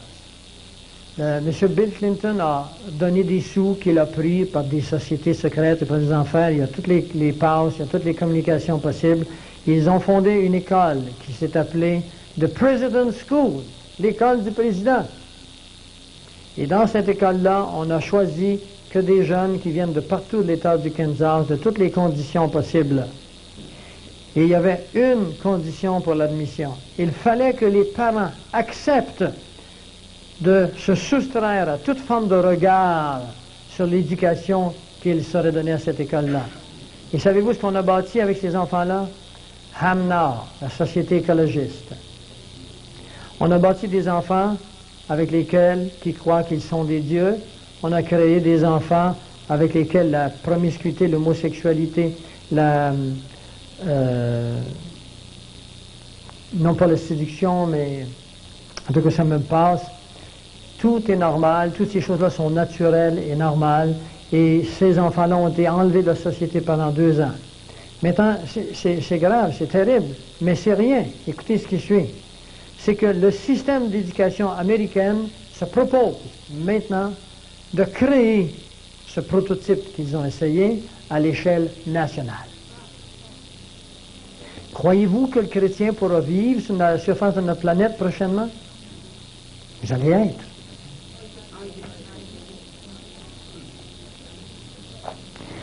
Je veux terminer avec quelques prophéties afin que vous compreniez que le jour J est arrivé.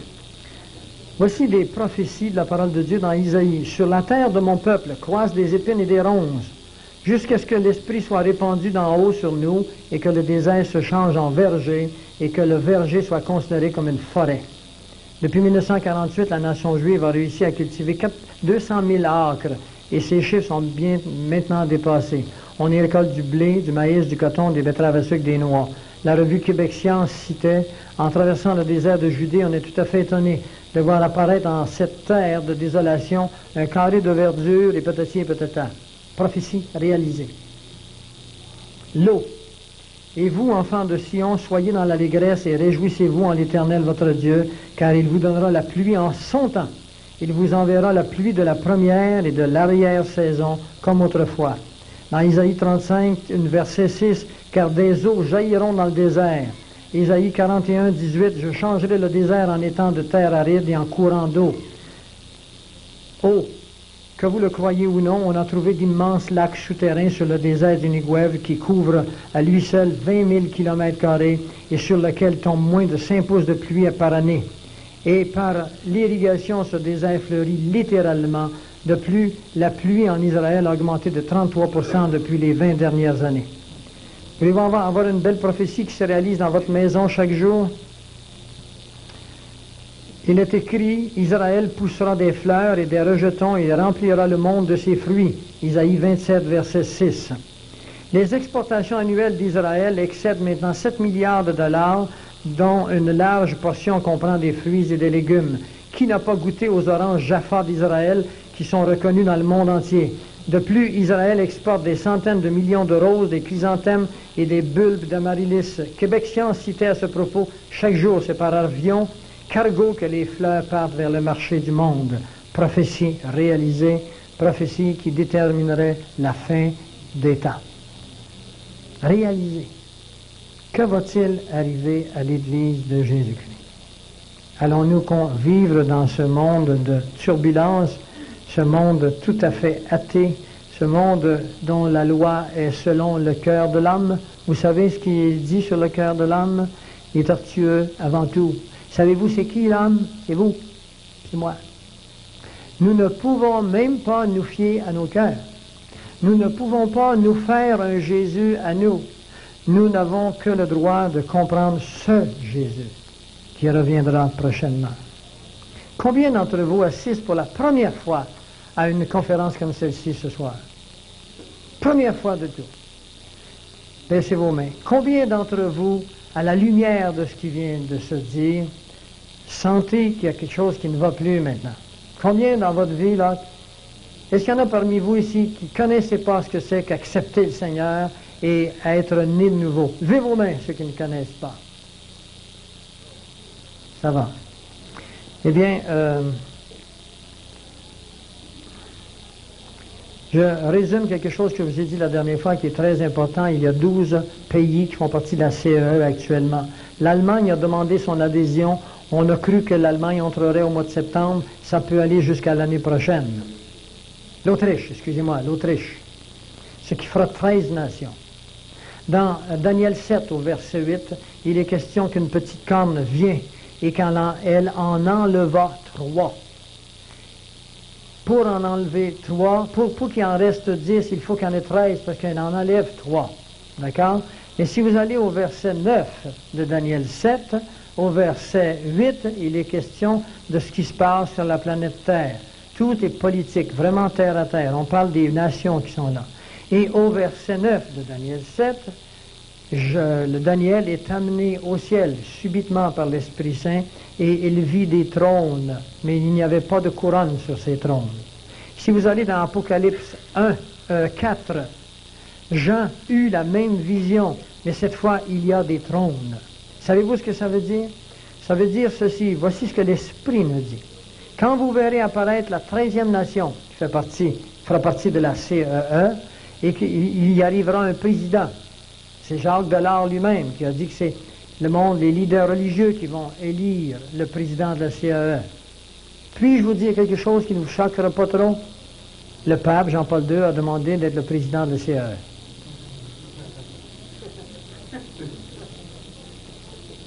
À bon entendeur, salut. C'est ici l'intelligence. Ce chiffre est 666. Apocalypse 13, verset 17. Quand vous verrez qu'il y a 13 nations et que le président de la CEE, par l'intermédiaire de Radio-Canada, s'ils disent encore des nouvelles à ce moment-là, parce qu'en dehors de Kim Campbell, il n'y a plus rien qui se passe à Radio-Canada. Parce que la nouvelle a déjà commencé à être restreinte. Eh bien, quand vous verrez que cet homme qui va être le président de la CEE veut enlever ces 3 pays, mes amis, prenez des vacances. C'est le temps de prendre des vacances. Parce que dans Apocalypse 4, au verset 1 et 2, Jean est amené au ciel. Et ce qu'il vit, ce sont des trônes.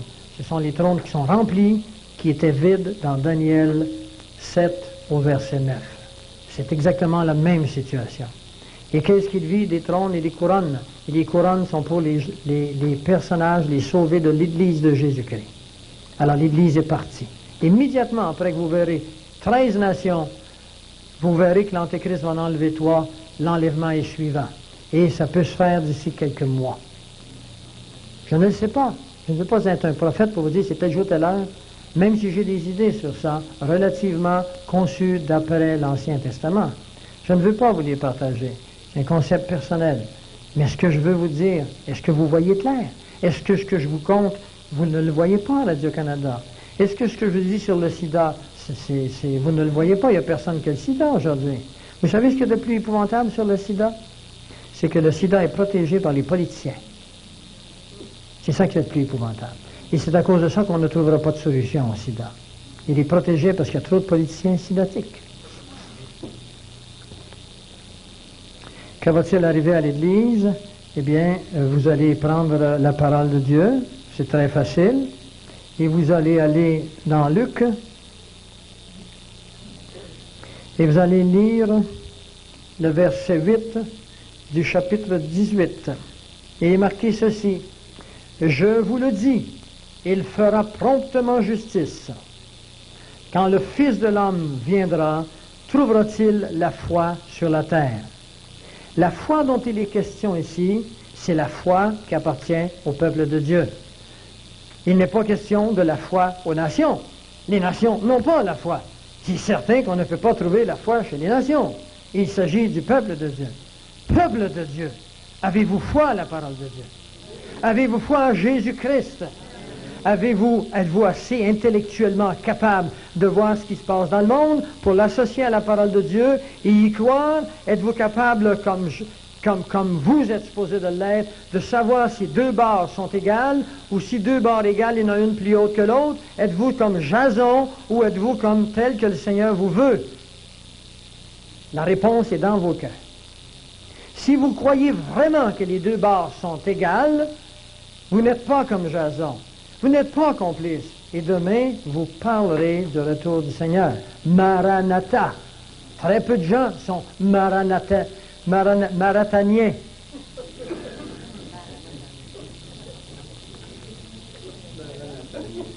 Si vous allez maintenant dans Matthieu 24, vous trouverez au verset, je vais revenir dans Luc tantôt, parce que j'ai presque terminé, mais il y a des choses très importantes qu'il faut que vous sachiez. Au verset 33, il est marqué de même, quand vous verrez toutes ces choses, je voudrais que vous sachiez qu'elles sont toutes là. Il ne manque aucune prophétie. Quand vous verrez toutes ces choses au verset 33, sachez que le Fils de l'homme est proche. Écoutez bien, à la porte. À la porte. De quelle porte s'agit-il? Il s'agit de la porte de l'arche. Il s'agit de la porte d'Apocalypse 4 au verset 2. Cette porte où Jean est entré. Il s'agit de l'enlèvement qui est proche. Maintenant, je vais terminer en vous amenant dans des analogies qui vont vous montrer le caractère de Dieu, qui vont vous montrer comment Dieu a agi dans le passé et comment vous pouvez vous fier à un Dieu stable, à un Dieu qui s'est montré fidèle dans sa promesse et qui s'est montré fidèle dans l'histoire de l'humanité. Vous allez trouver cela dans Luc 17 au verset 26. Suivez-moi bien, ce qui arriva du temps de Noé arrivera de même au jour du Fils de l'homme. Qu'est-ce qui est arrivé au temps de Noé? La réponse est là. Les hommes mangeaient, buvaient, se mariaient et mariaient leurs enfants jusqu'au jour où Noé entre dans l'arche. Alors arrêtez-vous là. Quand Jésus nous dit du temps de Noé, les hommes mangeaient, buvaient, mariaient leurs fils, il n'est pas en train de nous dire que les gens du temps de Noé faisaient des choses incorrectes que de boire, de manger et de marier leurs enfants. Il est simplement en train de nous dire qu'ils faisaient des choses de la civilisation. Il faut bien manger, il faut bien boire si on veut vivre. Et il faut marier nos enfants si l'humanité doit se continuer. Mais ils mangeaient tellement, ils buvaient tellement, ils étaient tellement pris de par ce qu'ils faisaient qu'ils n'avaient pas le temps de s'occuper d'autre chose. Est-ce que vous comprenez? Et continuons. Le déluge vint et les fit tous périr. Continuons maintenant. Ce qui arriva du temps de Lot arriva pareillement. Les hommes mangeaient, les hommes buvaient. Il va plus loin ici.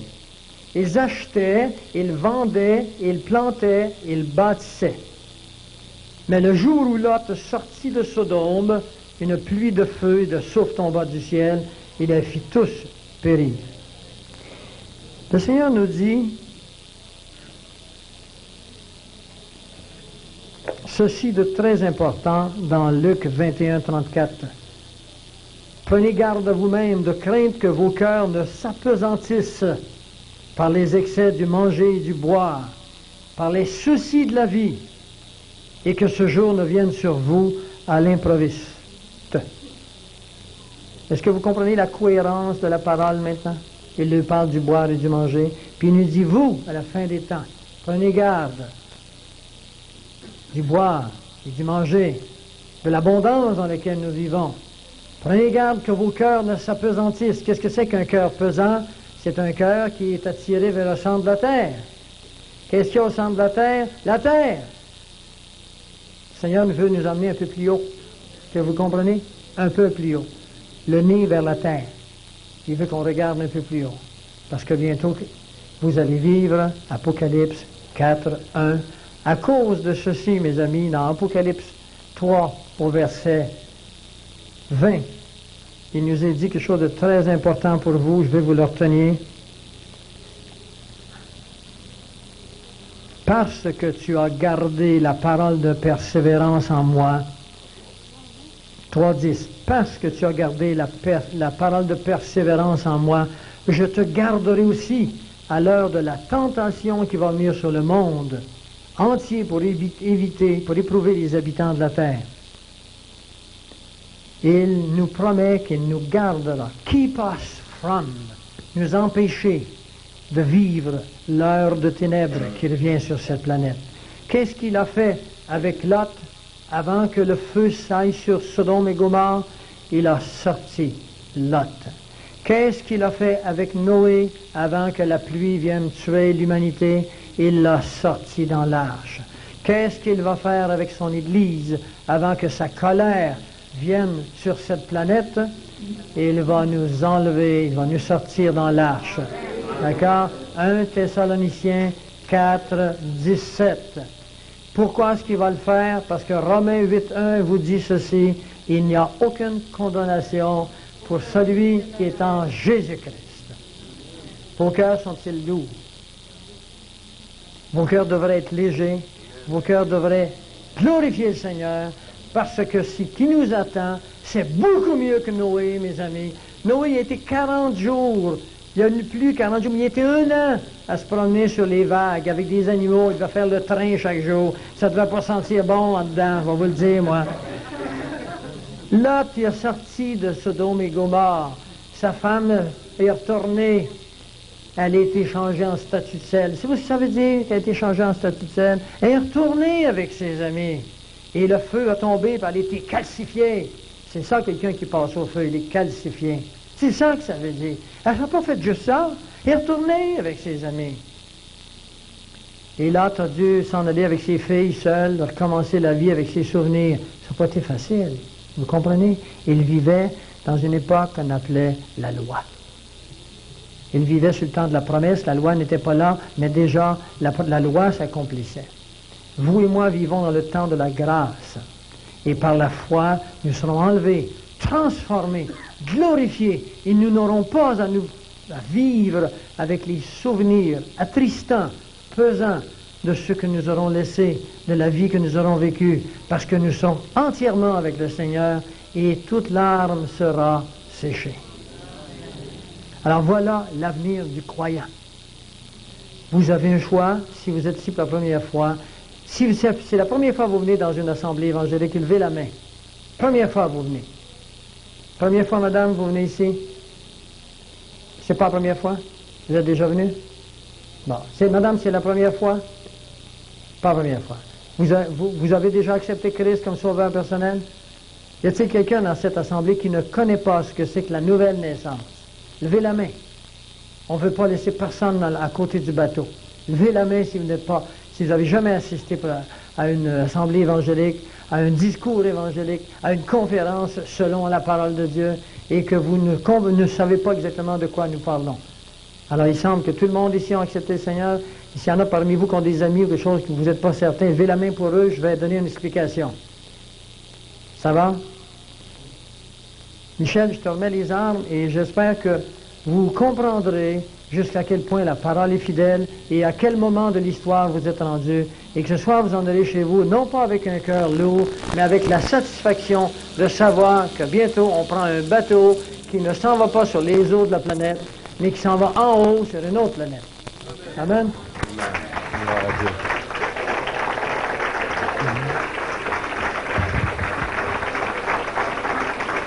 Alléluia.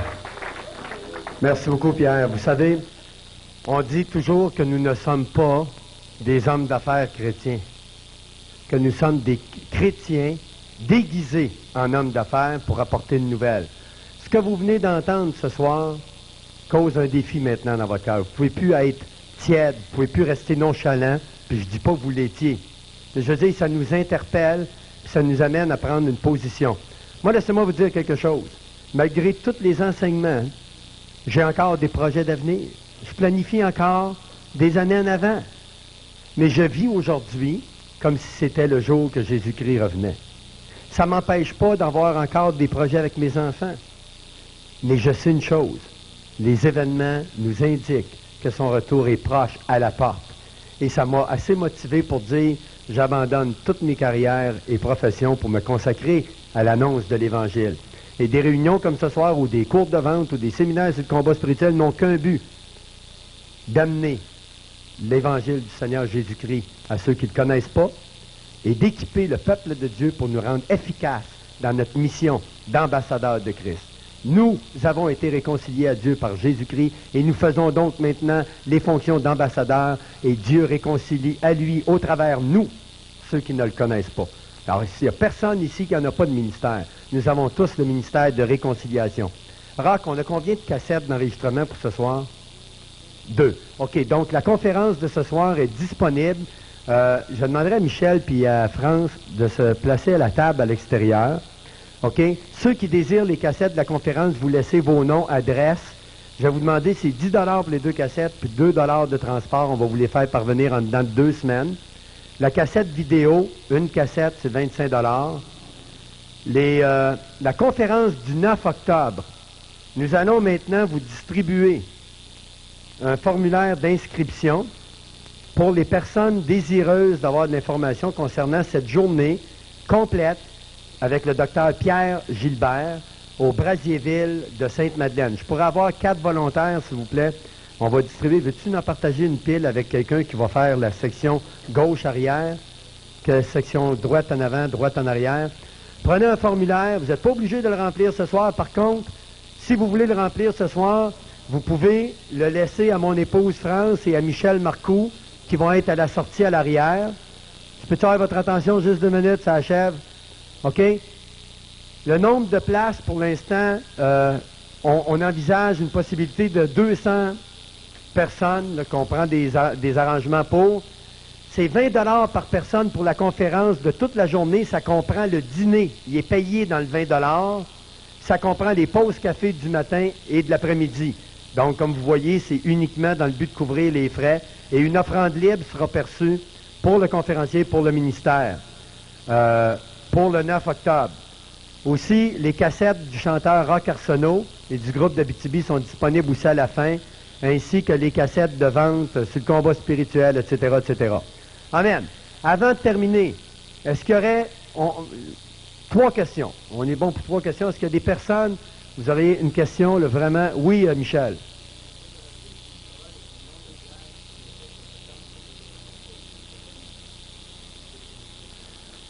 OK, la question, c'est qu'il demande l'opinion de Pierre pour savoir, concernant la construction du temple à Jérusalem, qui doit être rebâti avant toutes ces choses. Avez-vous lu le livre du docteur Ice and Price qui s'appelle Ready to Rebuild? Tous les matériaux pour la construction du temple sont déjà à 60 000 au nord de Jérusalem, dans un grand champ. On n'attend que l'OK, et dans 6 mois, le temple sera construit. Amen. D'autres questions? Allez-y, c'est le temps. Oui, Francis. Les Illuminati.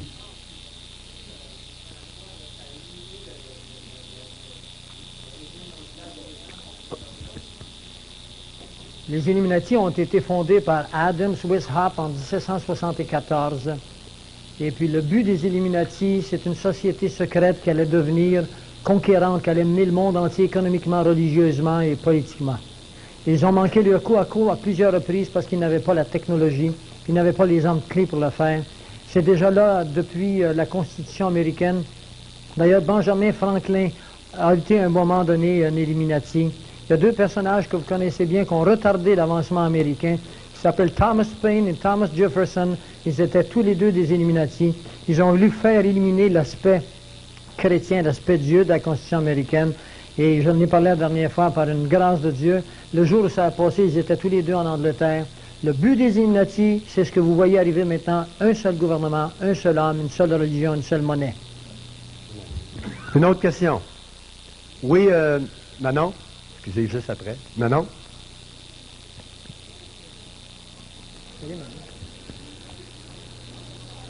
Manon, parle plus fort, j'ai le nez bloqué.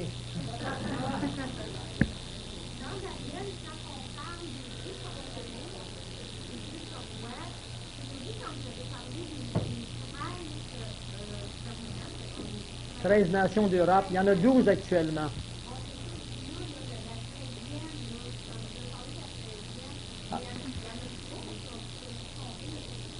OK, la question est que dans le livre de Daniel, la statue du roi Nebuchadnezzar, le dernier gouvernement de la fin, c'est les 10 orteils. Puis elle pose la question à savoir d'où proviennent les 10 de Daniel versus les 13 que Dr Gilbert a mentionnés. Bon, alors la parole nous parle de 10 cornes, de 10 orteils, de 10 montagnes, de 10 rois. Il faut qu'il y en ait 10. Mais actuellement, ils sont 12. Mais ils ne seront pas seulement 12, ils vont être 13, puisque dans Daniel 7, il nous dit que la petite corne, qui est l'Antéchrist, lui, va en faire disparaître 3. Mais on sait par extension de la pensée dans le temps que quand Christ reviendra, ils seront 10. Alors, pour qu'il en enlève 3, il faut qu'ils arrivent à être 13. 13 moins 3 égale 10. Une autre question? Monsieur ici? Oui? Les illuminés, c'est comme la fraternité blanche. OK, monsieur demande si les Illuminati, c'est comme la fraternité blanche. Fraternité blanche, les maîtres ascendants ont été créés par Elena Petrovna Blavatsky. Et ils ont une philosophie qui est parallèle. Mais la théosophie est née de ces sociétés. Mais les Illuminati, eux, la théosophie, ils s'en foutent pas mal. Ce qu'ils veulent, eux, c'est le contrôle sur votre argent dans votre poche. Votre maison, ils veulent qu'elle vous appartienne, qu'ils aient un seul maître. Il faut que vous compreniez que les Illuminati appartiennent à Satan. D'accord? C'est Satan qui est le maître du monde. Y en a-tu qui pensent que c'est Dieu qui mène sa planète? C'est 1 Jean 5,19. Nous savons, frères, du reste, que le monde entier appartient à Satan. Alors, Satan a créé des hommes qui avaient de tels projets dans leur cœur, des hommes de talent, d'envergure, s'en est servi, puis les a amenés à créer une société intrinsèquement liée à toutes les activités économiques et politiques de notre planète.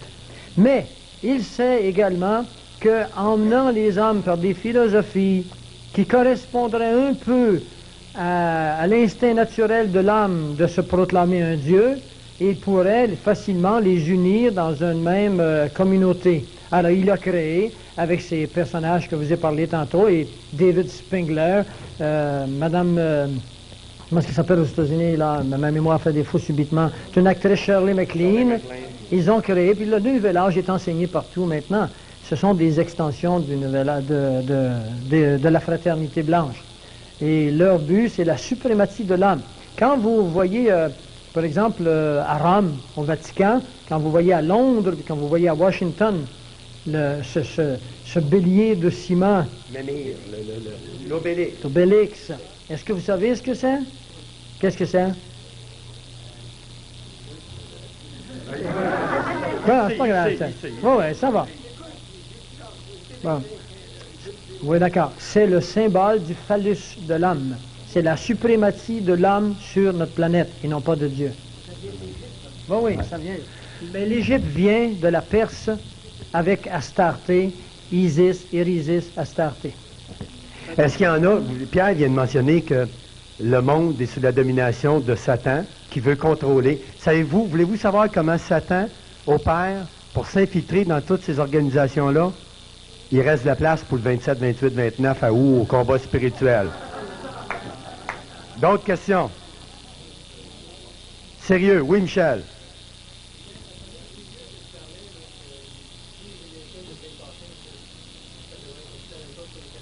OK, on demande ici, c'est la fameuse piqûre, les vaccinations qui a parlé concernant les Américains. Il demande si ça va s'appliquer aussi aux Canadiens. Vous savez, je vous ai donné des demi-informations sur cette fameuse piqûre. Parce que cette piqûre ne contiendra pas que des bactéries. Elle va contenir des produits chimiques qui vont affaiblir votre volonté, votre capacité à penser. La Russie a mis actuellement sur pied une arme qu'on appelle psychotronique. Et cette arme psychotronique consiste à réunir dans une grande salle, par exemple, les principaux leaders mondiaux. Et puis là, lorsqu'ils sont ensemble assis dans un banquet où ça paraît bien, eh bien, ces instruments sont cachés dans les murs. Psychotronique. Psycho, le psychique, tronique, ça veut dire électronique. Et ils envoient des ondes qui affaiblissent la volonté et la capacité d'autonomie. Et là, on leur passe le message qu'on veut, puis on les fait signer dans un état de paresse ou bien non de réduction mentale. C'est avec cette arme-là que les Russes ont gagné ce soi-disant maître aux échecs russe qui a gagné sur le champion mondial aux Philippines en 1990. C'est avec cette arme-là. Il dira, je l'ai chez moi enregistré, il dira, le champion américain mondial aux échecs, il dit, je pensais me battre homme à homme contre un autre champion aux échecs, un champion mondial, et je me suis battu seul contre l'armée rouge. Est-ce que vous comprenez? C'est mieux d'accepter le Seigneur maintenant, parce que vous savez, trop tard, on a bientôt. Amen. Oui, Jean-Marie?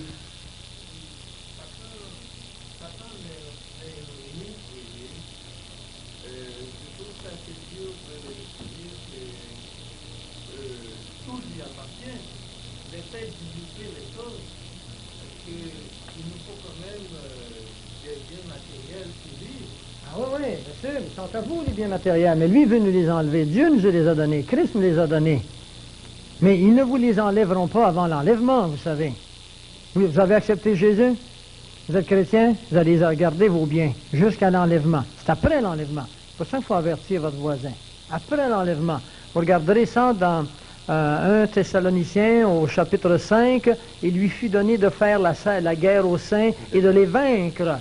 D'accord? Mais les saints dont il est question dans ce chapitre-là, ce ne sont pas les saints de l'Église. En partie, l'Église sont les saints des tribulations. Parce qu'il va y avoir des saints des tribulations. On va avoir des gens qui vont accepter Christ dans les tribulations. Mais malheureusement, ils ne l'auront pas accepté par la foi. Ils feront partie de ces tièdes que dans Apocalypse 3.3, le Seigneur va vomir parce qu'ils étaient tièdes, mais ils auront la chance d'être sauvés, mais ils devront verser leur sang. Alors que vous vous êtes appuyés sur le sang versé. Amen. Amen. Satan n'a aucun pouvoir sauf le pouvoir que vous lui avez autorisé d'avoir. Mais mon peuple périt parce qu'il lui manque la connaissance. Le principe biblique vient faire, après des enseignements comme celui qu'on vient d'entendre ce soir, il vient de donner l'opportunité, toi, de raffermir ta foi et d'emmener des inconvertis. Je ne suis pas là pour évangéliser des évangélisés, mais peut-être que des gens que tu réussis jamais à emmener à ton église, peut-être que tu côtoies des compagnons, des compagnes qui sont dans le domaine de la vente, du marketing, des affaires, et qui refusent, ou qui sont comme ouverts, mais qui ne veulent pas venir à ton assemblée ou quoi que ce soit, mais qui vont venir suivre un cours de vente et de motivation pour 50$. C'est un outil d'évangélisation. Combat spirituel, il y a des inconvertis qui viennent, mais c'est surtout pour former le peuple de Dieu, afin que chacun de nous, formés, enseignés, entraînés, puissions aller dans nos milieux respectifs, faire l'œuvre pour laquelle Dieu nous a sauvés. Pas pour qu'on s'assoie là et qu'on chante Alléluia, on s'en va au ciel demain. J'irai le voir un jour. Mais je veux, moi, combien qu'il y en a ici que vous avez des membres de vos familles qui sont perdus pour l'éternité, ils n'ont pas Christ? Avez-vous leur salut à cœur? Mais comment vous battre? Comment faire pour les arracher des mains du diable? Parce que c'est ce qu'on doit faire. Les arracher littéralement dans les mains de l'ennemi. Mais qui est notre ennemi? Comment il opère? Premièrement, le diable, je n'entends même plus parler, l'Église, voyons donc. Le diable, c'est des histoires de ma grand-mère. Il nous contait ça, Jeanne, pour nous faire peur. L'enfer. Il y a beaucoup de chrétiens, vous seriez surpris, puis peut-être vous-même ce soir. Vous dites, écoute, là, l'enfer, tu sais, un Dieu d'amour va envoyer du monde périr pour l'éternité dans un feu ardent de soufre, dans un étang ardent de feu et de soufre. Oui, Dieu est juste. Et on est venu à une étape de notre vie, à force de croire des mensonges du diable depuis qu'on est au monde, qu'on se pose même la question à savoir, wow, tu sais, il ne faut pas charrier avec ça. Mais Dieu est en train de réveiller, de susciter un peuple parce qu'il revient chercher... Combien il y en a qui croient que Jésus-Christ revient chercher son Église? On y croit tous? On ne sait pas la date, mais on sait qu'il revient. Quelle sorte d'Église vient-il chercher? Pure, sans tache ni ride. Amen. Alors vous devez, et c'est notre rôle de se purifier, d'enlever nos taches, puis d'effacer nos rides, et cela se fait par l'enseignement de la parole de Dieu. Et toute la Bible, de Genèse 1 à Apocalypse 22, c'est un combat spirituel. Il reste quelques places, 27, 28, 29. Carole, tu as une question? Non? Tu avais la main levée. Une dernière question. Oui, Pierre. Je veux juste rectifier quelque chose pour ce qui est de l'enfer, la justice de Dieu. Dieu est juste. Dieu n'a pas créé l'enfer pour l'homme. Vous saviez ça? L'enfer n'a pas été créé pour l'homme. L'enfer a été créé pour Satan et ses anges. Est-ce que vous saviez pourquoi Dieu, dans sa justice, a créé l'enfer pour Satan et ses anges? Parce que les esprits qui n'ont pas été incarnés, les anges, ont la vision béatifique. Ils savaient la conséquence de leurs actes avant de les faire. Vous ne la saviez pas. C'est pour ça que vous avez une chance que vous n'avez pas. Si des âmes humaines vont en enfer, ce n'est pas Dieu qui a créé l'enfer pour eux, c'est Satan qui les ramasse, parce qu'il n'y a plus aucune place à aller. Dieu a créé que le ciel. Amen. D'accord?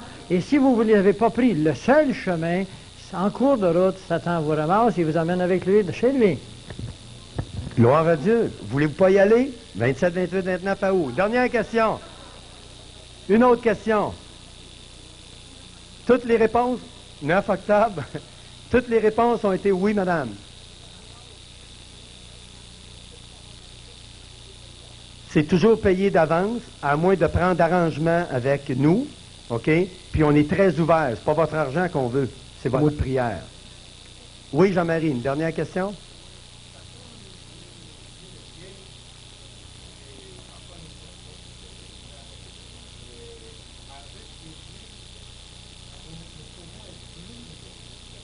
Ben, j'espère.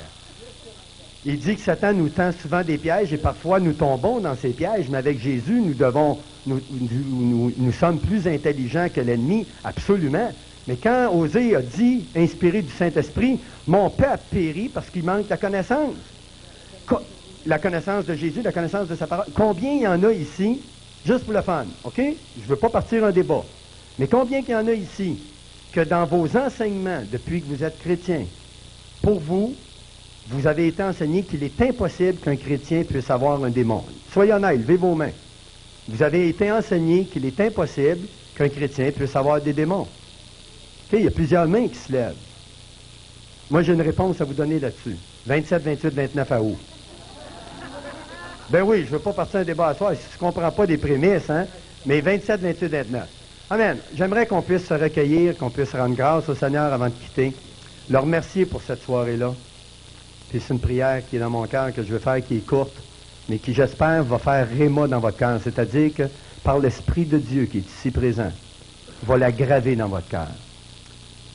Père éternel, je te demande ce soir que chacun de nous, qui avons eu le privilège d'entendre ta parole, parce que c'est un privilège que de l'entendre, tu nous as dit, Seigneur, dans ton livre saint, que jamais tu faisais quelque chose sans avertir ton peuple, tes serviteurs, les prophètes. Et nous sommes tes serviteurs. Tu nous as dit dans ta parole que tu ne nous appelais plus serviteurs, mais amis. Parce que l'ami sait ce que son ami va faire. Et tu nous as appelés tes amis et tu nous enseignes d'avance ce que tu vas faire. Et je te prie pour chacun de nous ce soir que tu puisses sceller par ton Saint-Esprit les enseignements que tu nous as donnés au travers de ton serviteur Pierre Gilbert. Et que nous puissions sortir d'ici, n'étant pas des auditeurs oublieux, mais s'empressant de mettre en pratique ta parole. Dans le nom de Jésus. Seigneur, étends ta protection à chacun de nous sur le chemin du retour et donne-nous, Seigneur, de méditer sur ces mots. Dans le nom de Jésus-Christ. Amen. Gloire à Dieu, merci.